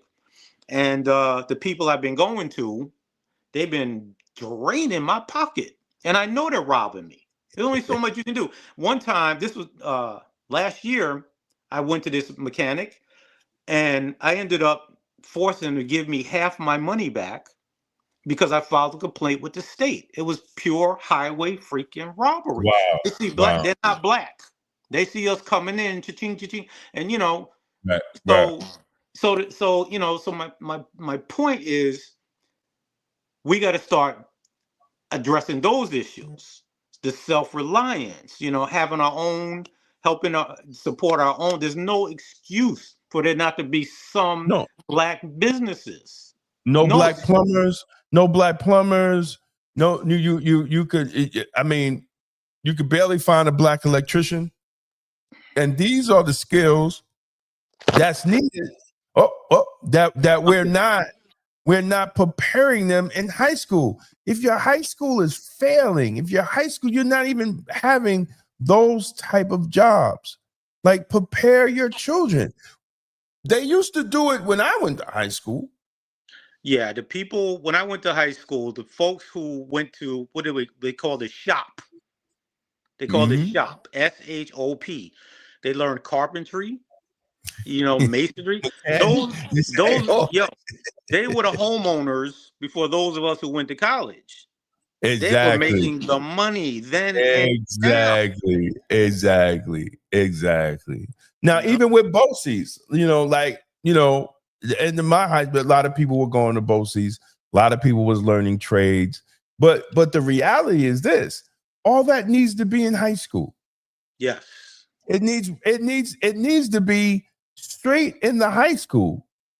You shouldn't have to ship kids anywhere and do this and that. It should be right in the high school. If you're not going to go to college, some people are slower than others.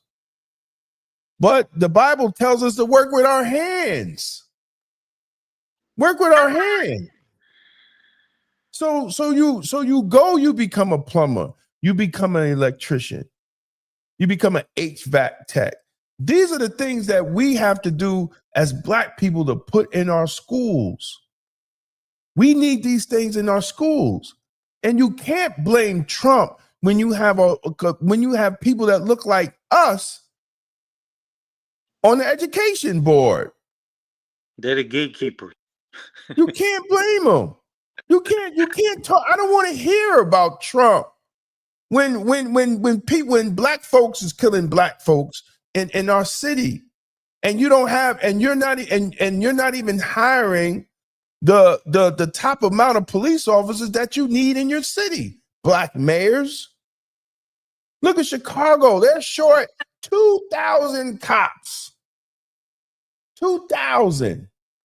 How you going to keep a community safe and you short 2,000 cops? Every major Black city in America are short police. So you have Black folks, Black mayors, defunding their police department.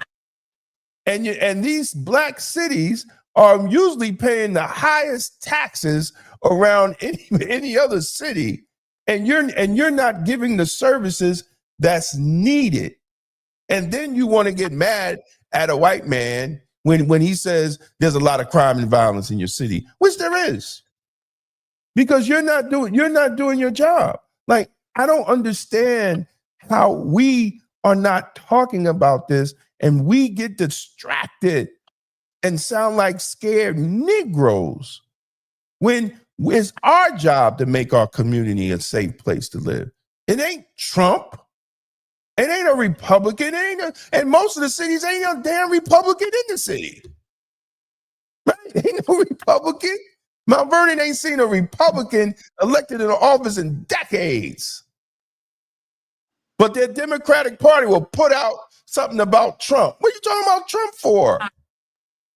Yeah, This see that's the poison. That's the diversion, because I get these emails from Democratic Party, National DNC, and all their emails are, first of all, it has gone into the gutter, because most of the emails coming from the Democratic Party now are link bait. And you can't even tell it's from the Democratic Party when you look at it. And you click on it. Oh my God, look what Donald Trump did this time. Send $5. Oh my God, look what Donald Trump, send $10. And for what? What are you going to give that to Oprah again? You're going to give it to Beyonce? Why aren't these emails talking about the importance of the midterms, where you could stop Donald Trump stuff? Because they're not looking for that. They're not looking to share power. They're not looking to give Black people anything. They just want one of the you touched on it earlier, D, is that they always want us to fight their fights. One, because we are their voting, the margin of victory very often. But two, we have a tradition of struggle. Nobody does it like us. Just ask all of the other groups that are benefiting from our hard work. Exactly. Ask all the groups, the migrants, immigrants, the illegals, the gay community, the Asian community, Asian hate bill. First thing Hochul did when come on now. You can't drive through the country without seeing a white girl holding a flag on a construction job that was meant for a Black person. Yo, and DEI, but Al Sharpton, all them running around fighting for DEI. Black Enterprise put out a report. White women benefited from DEI. And I said, Black Enterprise, even Black Enterprise put the report out. And these Negroes are still out here fighting for DEI. No, that's part of the scam. From the program. That's part of the scam. And then we don't even, but see, we don't even, as Black people, intelligent Black people, right? And here's the hypocrisy. I'm going to say the hypocrisy right now. Now, everybody listen up. and y'all will catch this. When Donald Trump was debating Kamala Harris and he said black jobs, your social media timeline with all these professional Negroes talking about they don't got a black job. Donald Trump said, we're going to get rid of DEI. First thing they said, well, what's going to happen to the black jobs? I thought y'all didn't have black jobs. I thought you didn't have a black job. So what was Al Sharpton and Jamal Bryant and all these pastors running around talking about DEI if we didn't have black jobs? We don't have black businesses. So if you're not working at a black business and you're working at a white business, you got a black job. Period. With your doctor's degree, with your triple masters, with all that, you have a black job. Let's just be honest. We are not self-sufficient in America. The immigrants can come over here and in 5 years, 10 years, they could own 6 buildings, storefronts, a laundromat, a restaurant, and they will just pool their money and circle their money. The black community, the dollar only stays in the black community for 6 hours. Yeah, and see that this is why the Democrats fight so hard to keep us from having our own community center, because of what you just said right there. We can have these forums and teach these things. Listen, I tried to get financial literacy taught in the community room and public housing. They refused to let us hold those classes. Really? Yes, they refused. This sister, I'm not going to call her name because, she got a sensitive job, but she called me. Hey, I've been trying to teach financial literacy in there. I went ahead and contacted the housing authority. I contacted the mayor. The answer is no. See, Dr. Clark, before Dr. Clark, John Henry Clark, before he died, I had him on my radio show on WLNA years ago. We became close. We used to just chop it up on the phone. He was ailing by then. Right. But one thing I learned from Dr. Clark, and he beat this into my head: the communities rise and fall with the institutions there. You have to have a community center where you can teach these kids financial literacy, teach them African history, which leads to self-love and unity. I have a commitment from the Teamsters and electricians unions to come into our community to bring people into the trades, help them become homeowners. The mayor, they won't let us use the community center. Wow. See, and this is why, He's a Democrat. This is Vivian McKenzie, black woman, and the head of the Peace Corps Housing Authority. Yeah, I'm calling names. Jackie Simpkin. Hey, don't get mad at me. They're gonna be mad at me. I'm gonna see them at a minute. Well, I can say it. I can use some company. They were looking at me strange the other night. I'm like, listen, man. I tell my wife, right? My wife said, well, why did you write the article? I said, because it's the news. We are in Black Westchester's in the news business, right? We write the news, and it's nothing personal. It's the news. You don't, it's like a double standard because they treat us different than they will treat Lohud, New York Times, right? Right? New York Post. We will write the same article that they will write, but people will say we're making, the situation bad.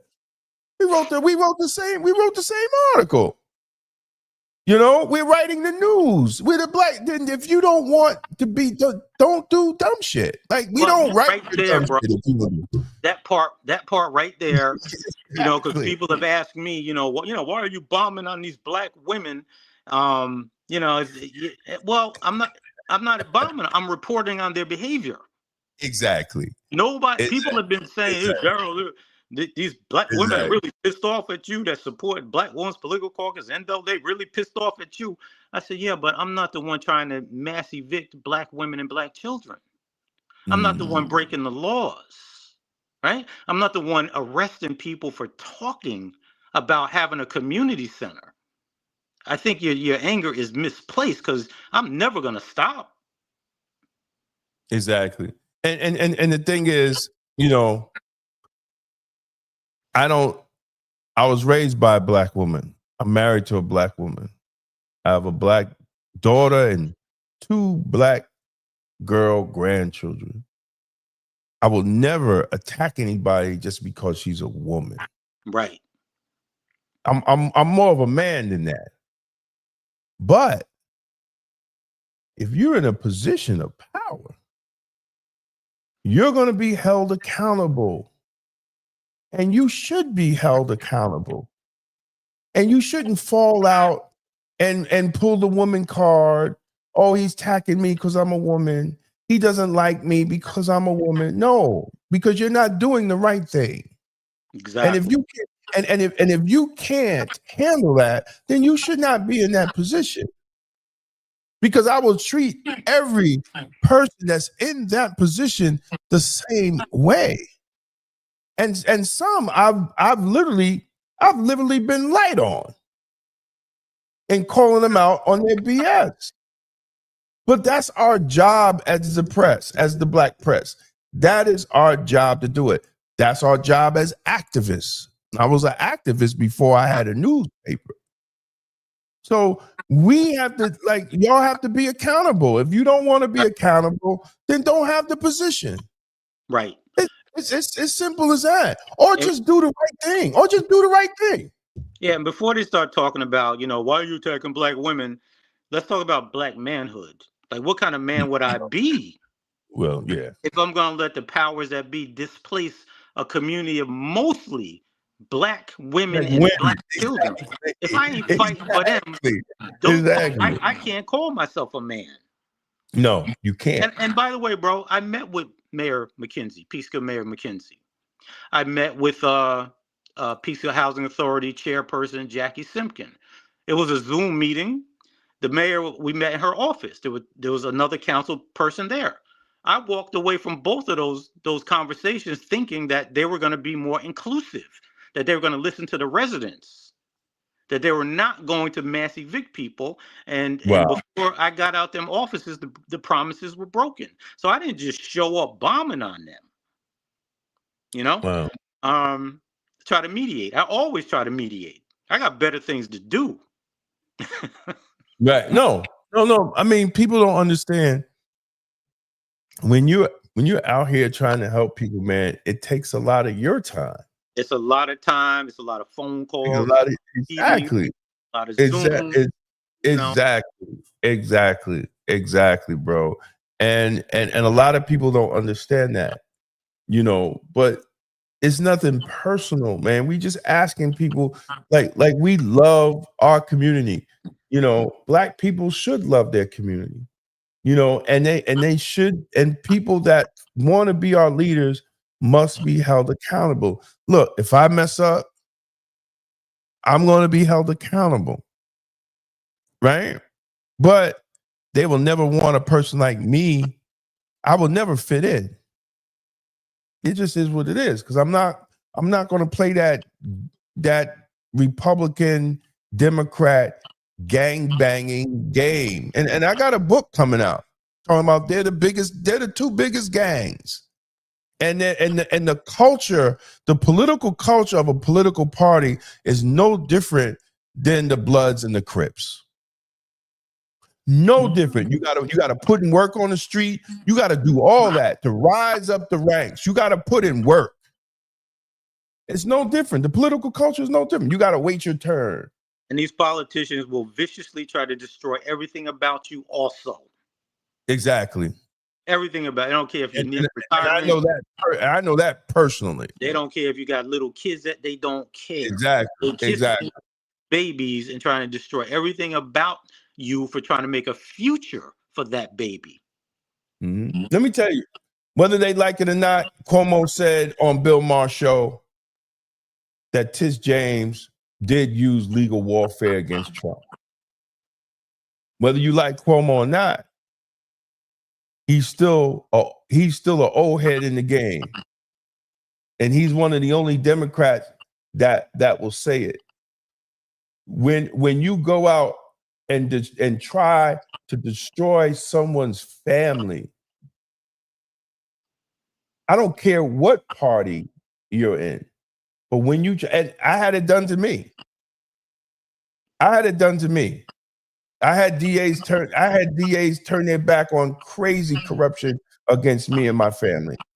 So when you use your position to destroy someone's family, whether you like Trump or not, that it's not right. And that's why she's catching the hell that she's catching.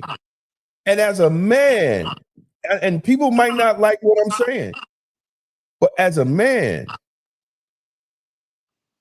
you didn't think he was going to do what he's doing? Y'all are crazy. But she brought it on herself. She campaigned on going after that man. And y'all ate it up. Something on my mic. What's going on here? Yeah, well, they always want the black folks to fight their fight. Exactly. Are they running to her defense now? I mean, it's always, they push the buttons. They want us to run out ahead and fight the fight and get the victory, and the spoils go to them. We get nothing. No, we ain't getting nothing. Look, dude, look. People, I can't see my elected officials fighting for migrants more than me. Young black kid young schoolboy got shot in the head just getting off by a stray bullet, getting off the bus, coming from school. AOC ain't in AOC's district. She ain't once mentioned his name, but she around here talking about fascism and racism. And she has her district in New York is one of the most high crime districts. But you out here flying around the country in a private jet talking about fascism and racism, and young black children are getting shot and killed in your district. That's being a hypocrite. Yeah, I've seen, she came out of the Democratic Socialist, whatever, but I've seen too many people. Once they get into the system and the fame and the money starts coming their way, they get addicted to that, and then they just start playing the game. And she, unfortunately, has been doing that. And a lot of people have. I was very close with David Patterson. I knew David when he was a state senator. I did work with him on anti-bias legislation in Albany. And we were very close. He actually came to Peekskill and spoke in Peekskill at a function I had. But once he became lieutenant governor and then governor, he got brand new on you, right? What? And for him to come out against, I don't even know how to say the guy's name. Mamdani? Yeah. I mean, that's not your role. That's not your role. You know what I'm saying? So, I've seen it. Al and I, it ain't no secret. He's come to Peekskill many times at my invitation, stayed at my home. But I've always been aware of what Al was capable of. and you know what I'm saying? But like any other tool, he brought attention to our issues. But Al is a millionaire Democrat. I ain't heard him take a position against Israel. Did you? No. Ain't say, hey, look, all them Christians being slaughtered over there by Netanyahu. Al ain't say nothing, and just not Al. Jamal Bryan ain't say nothing, and these black pastors are silent. How are you claim Jesus Christ and he and his descendants because he's a Palestinian and his descendants are being slaughtered, and black pastors are worried about Charlie Kirk Are you kidding me? Really? Are you kidding me? And y'all were black pastors had so much heat for Charlie Kirk, a dead man. Then they have the bombing of the descendants of the Christ that they claim to follow. Yeah, that's and if you don't know how the Democrats feel, if you didn't know how the Democratic Party felt about you before, you ought to know now how loud they're celebrating somebody who was an open racist, hostile to our community, especially hostile to black women. And these Democrats out here celebrating him and holding him up on a pedestal. And if you can't see now that these Democratic leaders have no respect for you, you're never going to see it. And as Damon said, I come from a place of love. I do what I do because I love myself. I love my family. I love my community, and I want what's best. Now, for those of you who are against me, I love you too, but in a different way, because I'm always talking to my tribe. I love you in a different way. All right. But it's all from love, and nobody anywhere could say I've ever attacked anyone first. These attacks on me, they come when I stand up for a community who asked me to be there, who asked me to go to these council meetings, who asked me to help them set up a tenant association, and then I get attacked by the powers that be. It is what it is. Right. I'm addressing my man. He said there's some black pastors. No, there are a few that did, but it wasn't a movement like DEI. It wasn't a movement of black pastors telling the government that this has to stop. Give credit, the AME Zion bishops did send a letter to Joe Biden, right? But they wasn't vocal about it. They wasn't pushing their churches to address it. And that's what I'm saying. I'm like, listen, I've seen them move on things like the DEI. Mm-hmm. That was a waste. That was a waste of energy. That's the Democratic playbook, though. So they're going to do that. They got permission to say those things, But like I said, bro, a weak letter. The letter only came because members in the congregation said you need to do something, and so a watered down weak letter comes. But see, these pastors now. They're all co-opted. They all got daycares. They're all building, quote, senior citizen housing. Who's funding all of that? Democratic Party. Homeless shelters. All right. So they set up a nonprofit, and so their income as a pastor is supplemented from the nonprofit, being the executive director of the development corporations, all this other shit going on. So these dudes are just lining their pockets. And yeah, listen, man, we have to get back. We have to get back to the basics in the black community, and I hope that we're able to do it. And I was having conversations on Facebook, and with people. No, I was not feeling what Aisha Curry said about her husband, but I think the bigger picture of all that, which I told people. And we're right now we're at the 60th anniversary of Jesus. What is that? My phone doing that?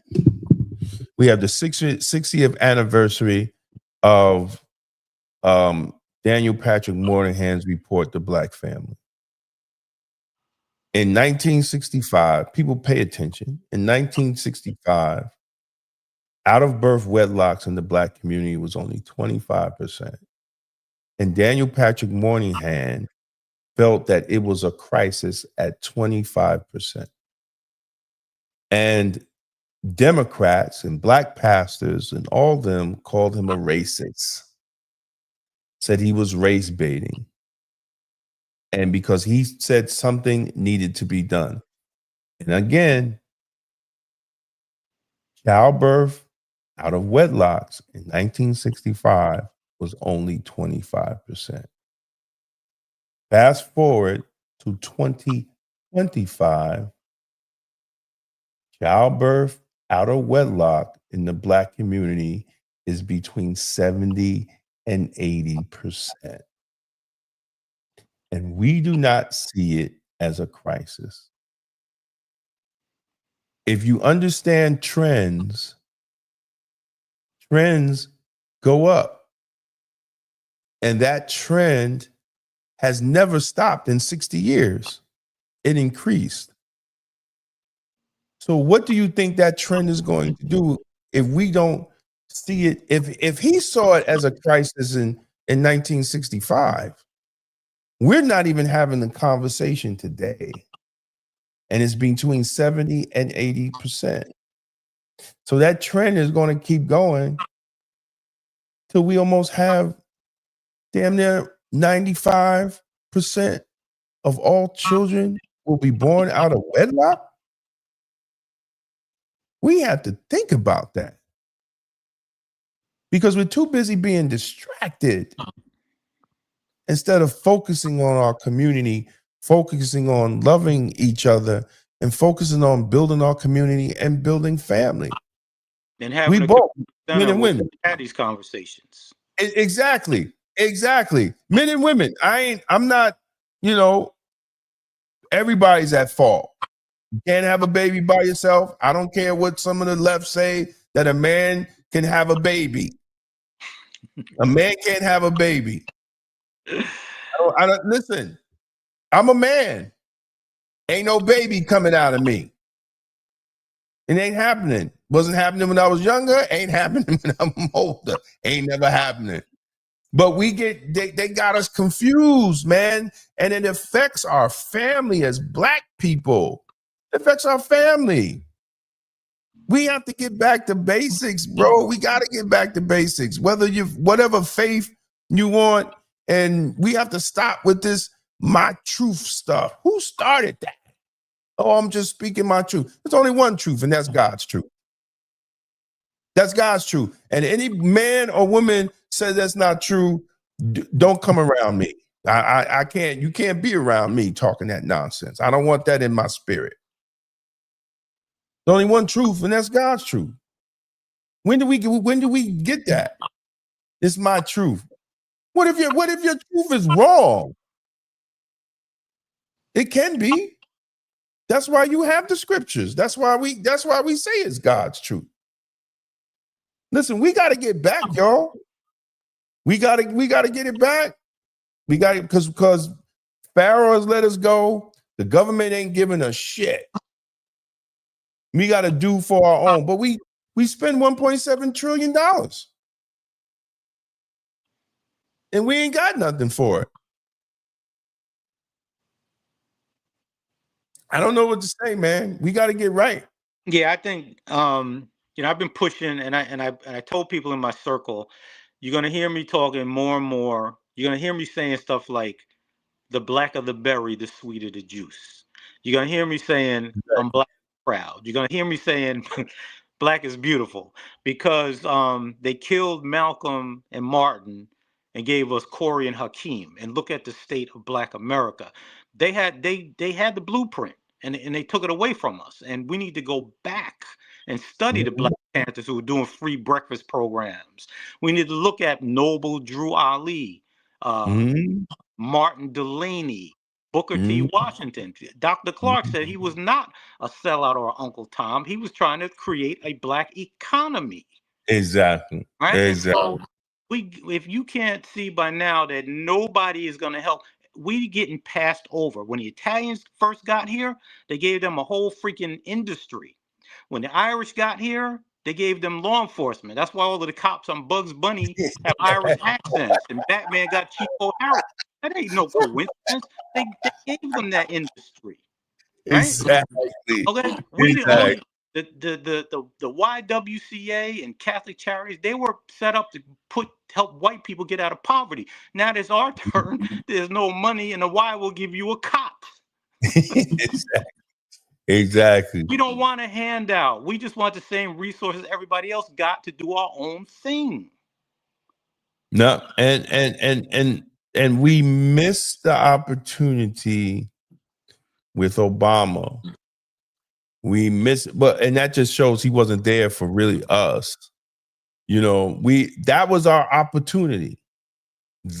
Those 8 years was really those 2 years, because black people didn't come back out and vote for the midterms. Nobody told black people to come out for the midterms.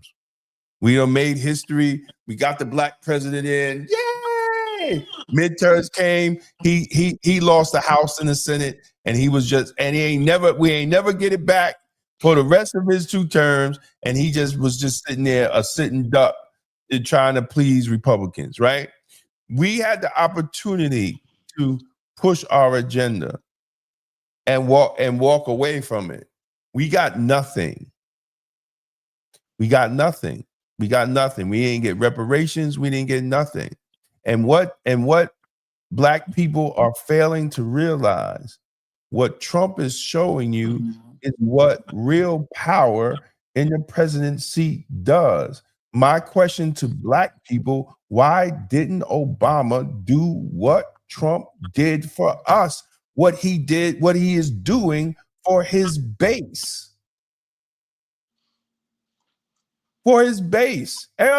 MAGA, he's doing what MAGA voted for him to do, what he's doing. He wasn't shy about what he's doing. The question is, the things that we said Obama couldn't do for his base, Trump is doing for his base. Our black elected officials get in and say, "Well, I got to be the mayor of all the people." Exactly. Which translates into everybody but us. Dude, I ain't heard one white politician say nothing that stupid my whole freaking life. First of all, you don't have to say shit. You just have to take action. You don't go out there and say, "I'm doing this for the black people." You take action. And when they don't take it, "Well, I got to be the mayor. I got to be the president of all the people." Well, us too then. That right? He's saying they have to make his base. They ain't make him do it, dude. Trump got in. He wasn't. The man was signing executive orders the same day he swore in. And the first one: a man is a man, a woman is a woman. You talking about hit the ground running? What? He was signing executive orders. What is going? What? At least Obama could sign an executive order that black descendants of slaves deserve reparations and to study and to see what happened, what financially. He didn't sign no executive order. And why do we need a study? All these other groups were given reparations and still getting them. I don't remember one freaking study. They just started writing checks. I mean, what is there to study? Listen, look. I say the same thing, but I understand the work of politics, right? But we can't even get a study. Look at the Negro in Maryland. They get it to his desk. He vetoes it. He did what they put him there to do. He ain't there to support us. How can a black man literally veto a bill to study, just to study? Right. And to give an apology. No, that's crazy. That's insane. That's literally insane. You could make the argument that the Democratic Party is now one of the biggest oppressors of black people because they only seem to run black people who will never use words like racism, reparations, gentrification. They don't use those words. Peace, negotiations. They don't use those words. I haven't heard that word in ages. Any of those words, right? So if those are only blacks you running, they're never going to get to our agenda because they don't talk our language. Bruh, I really think we had the opportunity, and I don't know what black people did, and now they, you know, now they done changed the game, man. You got you got these pro Zionist lobby millionaires are buying social media. We barely own. We only got. There's only one black owned app, and that's fan base. And I don't know. I tried to work it, and it's like insane, right? So it's like, you know, I got off once I saw Netanyahu and all them talking about Twitter and the purchase. I deleted my Twitter account. Right. I'm not supporting though that man that supports the killing of the descendants of Jesus. And maybe when black people who call themselves Christians look at the Gaza in that way, because we don't talk about it, right? Jesus was a Palestinian. And if you claim the Messiah, if you claim the Savior, you should be upset about that. Like you really should. And maybe that's why the black community is catching hell, because of our hypocrisy. Maybe that's why. Because you should be upset at that. You should be really upset. Now, I see these white Judeo-Christians that, you know, they don't care, because they on the payroll. They on AIPAC's payroll. They you know, that's a whole nother thing why Charlie Kirk got killed. It wasn't that they didn't like what he said. He started going against Israel. He started supporting the stop of the war, and his reach was too far. And if y'all don't believe me, just look at the people that they got right now on Turning Point USA, and look at their positions. Look at their positions with black people. They got black people up there that say we don't need reparations. That's why they're there. Right. And some of them get paid $7,000 a post. Imagine, bro, $7,000 a post. You could be a millionaire in 1 year. If not a millionaire, you definitely were going to live good every month. $7,000 a post. Yeah. But this is what they're doing, and then we get misled as black people because we don't have a black outlet that's going to give you what the black. You know, we try to do our best at Black Westchester, but it is what it is. To have these conversations for people to understand the time and what must be done. Y'all really have to pay attention. And it's deeper. And dude, I'm going to send you something I saw. It's deeper than that. But we still at the surface, man. We still at the surface. We haven't started digging as a people to see that this is not our fight. Right. I keep telling black people this is not our fight. Our fight is locally, Peekskill, city hall, the board of education, and all little Mount Vernon, Greenberg, Yonkers. Those where we should be fighting at. What's going on in DC is not our fight. We don't have enough zeros in our bank accounts to make it our fight. Right, and the people in DC, you know, we can support them, but that's their fight. And some of these other national issues, you know, I mean, and I've said this before, when, you know, and I mean this, when Jews had an issue, I marched. When gays had an issue, I marched. When Asians had an issue, I marched. When I have an issue, I march alone. Black people. Exactly. I ain't marching for none of them motherfuckers no more. No, they would never see that. They would never see that again from me. Never see that again. You know? Exactly. But that's what they use us for. Yeah, because our tradition of struggle and winning, and we won all them battles, and they got the spoils. It's exactly. You know, I'm sitting here and I'm watching my elected official argue about men playing in women's sports? Like, bruh, like, what are you doing? People are young people are getting killed out in the street, and you want to get on national TV and talk about a man playing in a woman's sports?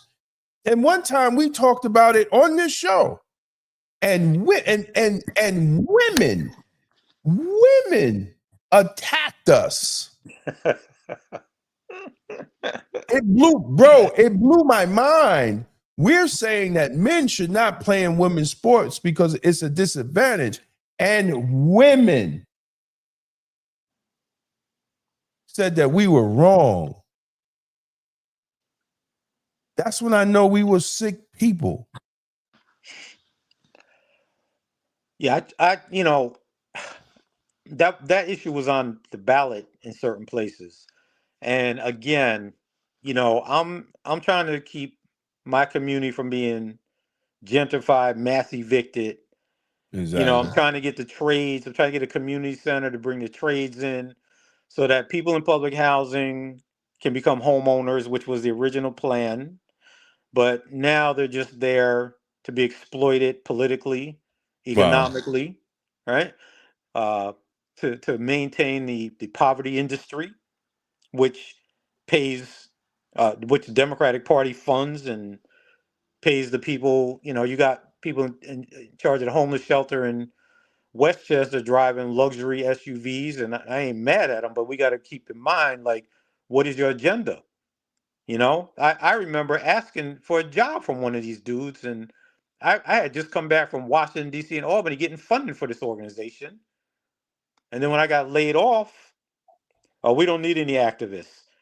Bro, I got other skills besides an activist, but they'll turn their back on you quick. They want your funding. They want your funding, but they don't want your voice. Right. So we gotta do our own thing. As you say, D, we gotta, our our battle begins when we open our front door and when we walking out into. Doesn't mean we can't support other issues, larger issues, national issues. I do all that. I'll write a letter. I'll send an email. I'll send a check. I'll vote for a national politician. But my everyday work is to make sure that my son, my daughter, your kids can go out into a safe street and come home, or go to a school where they can learn something, or go to a community center where they can learn something. And right now, these are the issues that these Black Democrats are not speaking to. They are fighting. The biggest disgrace right now is that these Black elected officials are fighting harder for Israel than for their own Black people right here. Exactly. Listen, dude, bro, Obama, the first alleged Black president. Was because I was watching Morgan Freeman, and I started saying that because Morgan Freeman was like, he's not the first Black president. His mother was white and his father was Kenyan. He's not the first Black American president. He's not African American. Exactly. And I said, wow, I didn't even think about it like that. Yeah, no, he's not African American. And Kamala, I gotta say this for Trump. I gotta say this for Trump. I saw him do an interview and he said, I've known who Kamala was for a long time, and I've always known her to be an Indian, but now she's Black. He's the most tactful brother out there. Hey, listen, I question that, but that's how they do it, right? So you see the game that was played, but when it came to Israel, and I asked people, I said, did you know that Obama signed the deal with Netanyahu to give him $8.3 billion a year of our tax dollars for the next 10 years? And people say, no, I didn't know that. But we did not get reparations. Right, exactly. Our reparations from everybody that's listening, and y'all could Google it. Your first Black president gave your reparations to Netanyahu when he signed that deal. $8.3 billion a year for the next 10 years. So they're still paying them. Now, what did we get? We Black didn't pride. exactly. We didn't even get executive order on reparations. But he got in there from our vote as Black people. We need to wake up as a people. We need to wake up as a people and really start looking at the outcomes and stop being so emotional about things. That's why I wrote the book, Emotional Politics, Logical Failure, because that's what we do as Black people when it comes to politics.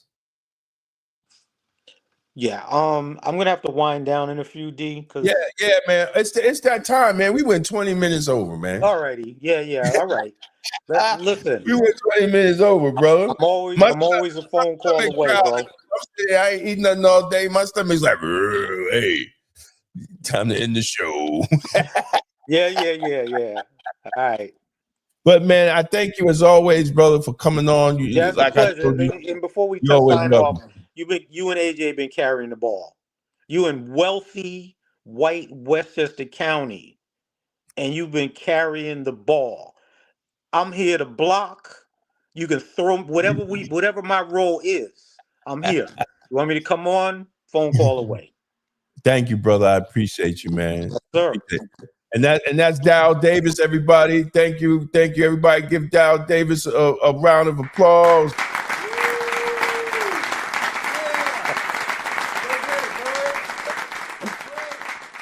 All right, brother. I'll talk to you, man. Already. Stay safe.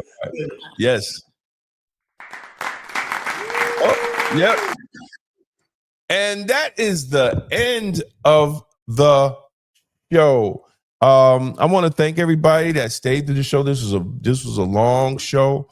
We're gonna split it up. We're gonna cut it up, and want to thank everybody. If you want to support, please, if you want to support, you could go to blackwestchestermerch.shop, blackwestchestermerch.shop, and get a t-shirt, man, through Teesprings. Teesprings is helping us out with the t-shirts. And tomorrow, Monday, it is the Black Economy. The Black Economy Monday evening. We're going to talk about everything Black economy. How do we tomorrow? I think I'm going to talk about is 3 ways to build wealth: real estate, stock market, entrepreneurship, and how do we do that as Black people? How do we do that as Black people? And on Wednesdays is Wellness Wednesdays on Wednesdays, and Thursdays, Motivational Thursdays. So definitely come check us out. And all throughout the week is the Publisher's Desk, where I just do special reports on whatever's happening in the news on YouTube, and weekly. If you want words of information, Jesus Christ, inspiration, check out the Morning Cheat Code on SoundCloud every day. So I want to thank everybody for supporting us, for coming and check us out. And we will see you. I will see you tomorrow and throughout the week. But the Sunday rundown will be back on Friday. So God bless. And as always, stay safe, stay blessed, and stay Blacktastic. Peace out. Are you ready to put your brand in front of the people who matter? Black Westchester Magazine is your platform. With over 90,000 monthly website readers and more than 250,000 YouTube viewers every month, we give your business unmatched exposure. From email blasts straight to our subscribers, to video commercials, website promotions, and targeted campaigns, we've got the tools to help you connect, engage, and grow. Whether you're a local business, a national brand, a rising entrepreneur, or just promoting an upcoming event, Black Westchester is where culture, community, and commerce meet. Contact us today or scan the QR code and start building with us. Don't just advertise, be part of the movement, be part of Black Westchester, be Blacktastic. Black America first. Yeah, Black America first. Fix the house, fix the fam, let the blessings burst. Own the land, rep the movement. Get your official Black Westchester merch today. Hoodies, tees, and more at blackwestchestermerch.shop. Wear your voice, make a statement. Damon K. Jones exposes the lies and challenges the gatekeepers in Black politics in his powerful book, Emotional Politics and Logical Failure. Black America needs fewer emotions and more outcomes. Our communities deserve better. On sale now, get the book or audiobook on Amazon. From the streets of Westchester to the heart of hip-hop, discover A.J. Woodson's powerful collection. Black Westchester, the origin story. We got our own thing. Hip-hop from the 9, 1, 4, and Black Westchester celebrate Black women of Westchester. Available now at blackwestchester.com and on Amazon. Get your copies today. Tolerance is for Cowards by Damon K. Jones. This book is not anti-police, it's pro-community. Discover how the extended policing strategy empowers you to demand real public safety, justice, and accountability from your local police department. Because the Black community deserves good policing. On sale now on Amazon and Audible. Discover Jesus and Divine Black Masculinity by Damon K. Jones. This a bold blueprint to restore faith, manhood, and purpose in Black America. Because the Black community needs good Black men. Available now on Amazon. If you found this video informative, don't forget to like and share it with others who need to hear the truth. And for exclusive content and behind-the-scenes access, join the Black Westchester Magazine YouTube membership club today. Your support helps us keep independent Black media strong. Big thank you for the Super Chat support. We appreciate your help in keeping the conversation and independent Black media strong. Black Westchester, it's the news with the Black. This is the People Before Politics show, broadcast every Sunday at 6 p.m. Hosts Damon K. Jones and A.J. Woodson bring you the news that impacts our community. Join us for unfiltered, unapologetic coverage of the stories that matter most. Black Westchester Magazine presents The People Before Politics show, the news with the Black point of view.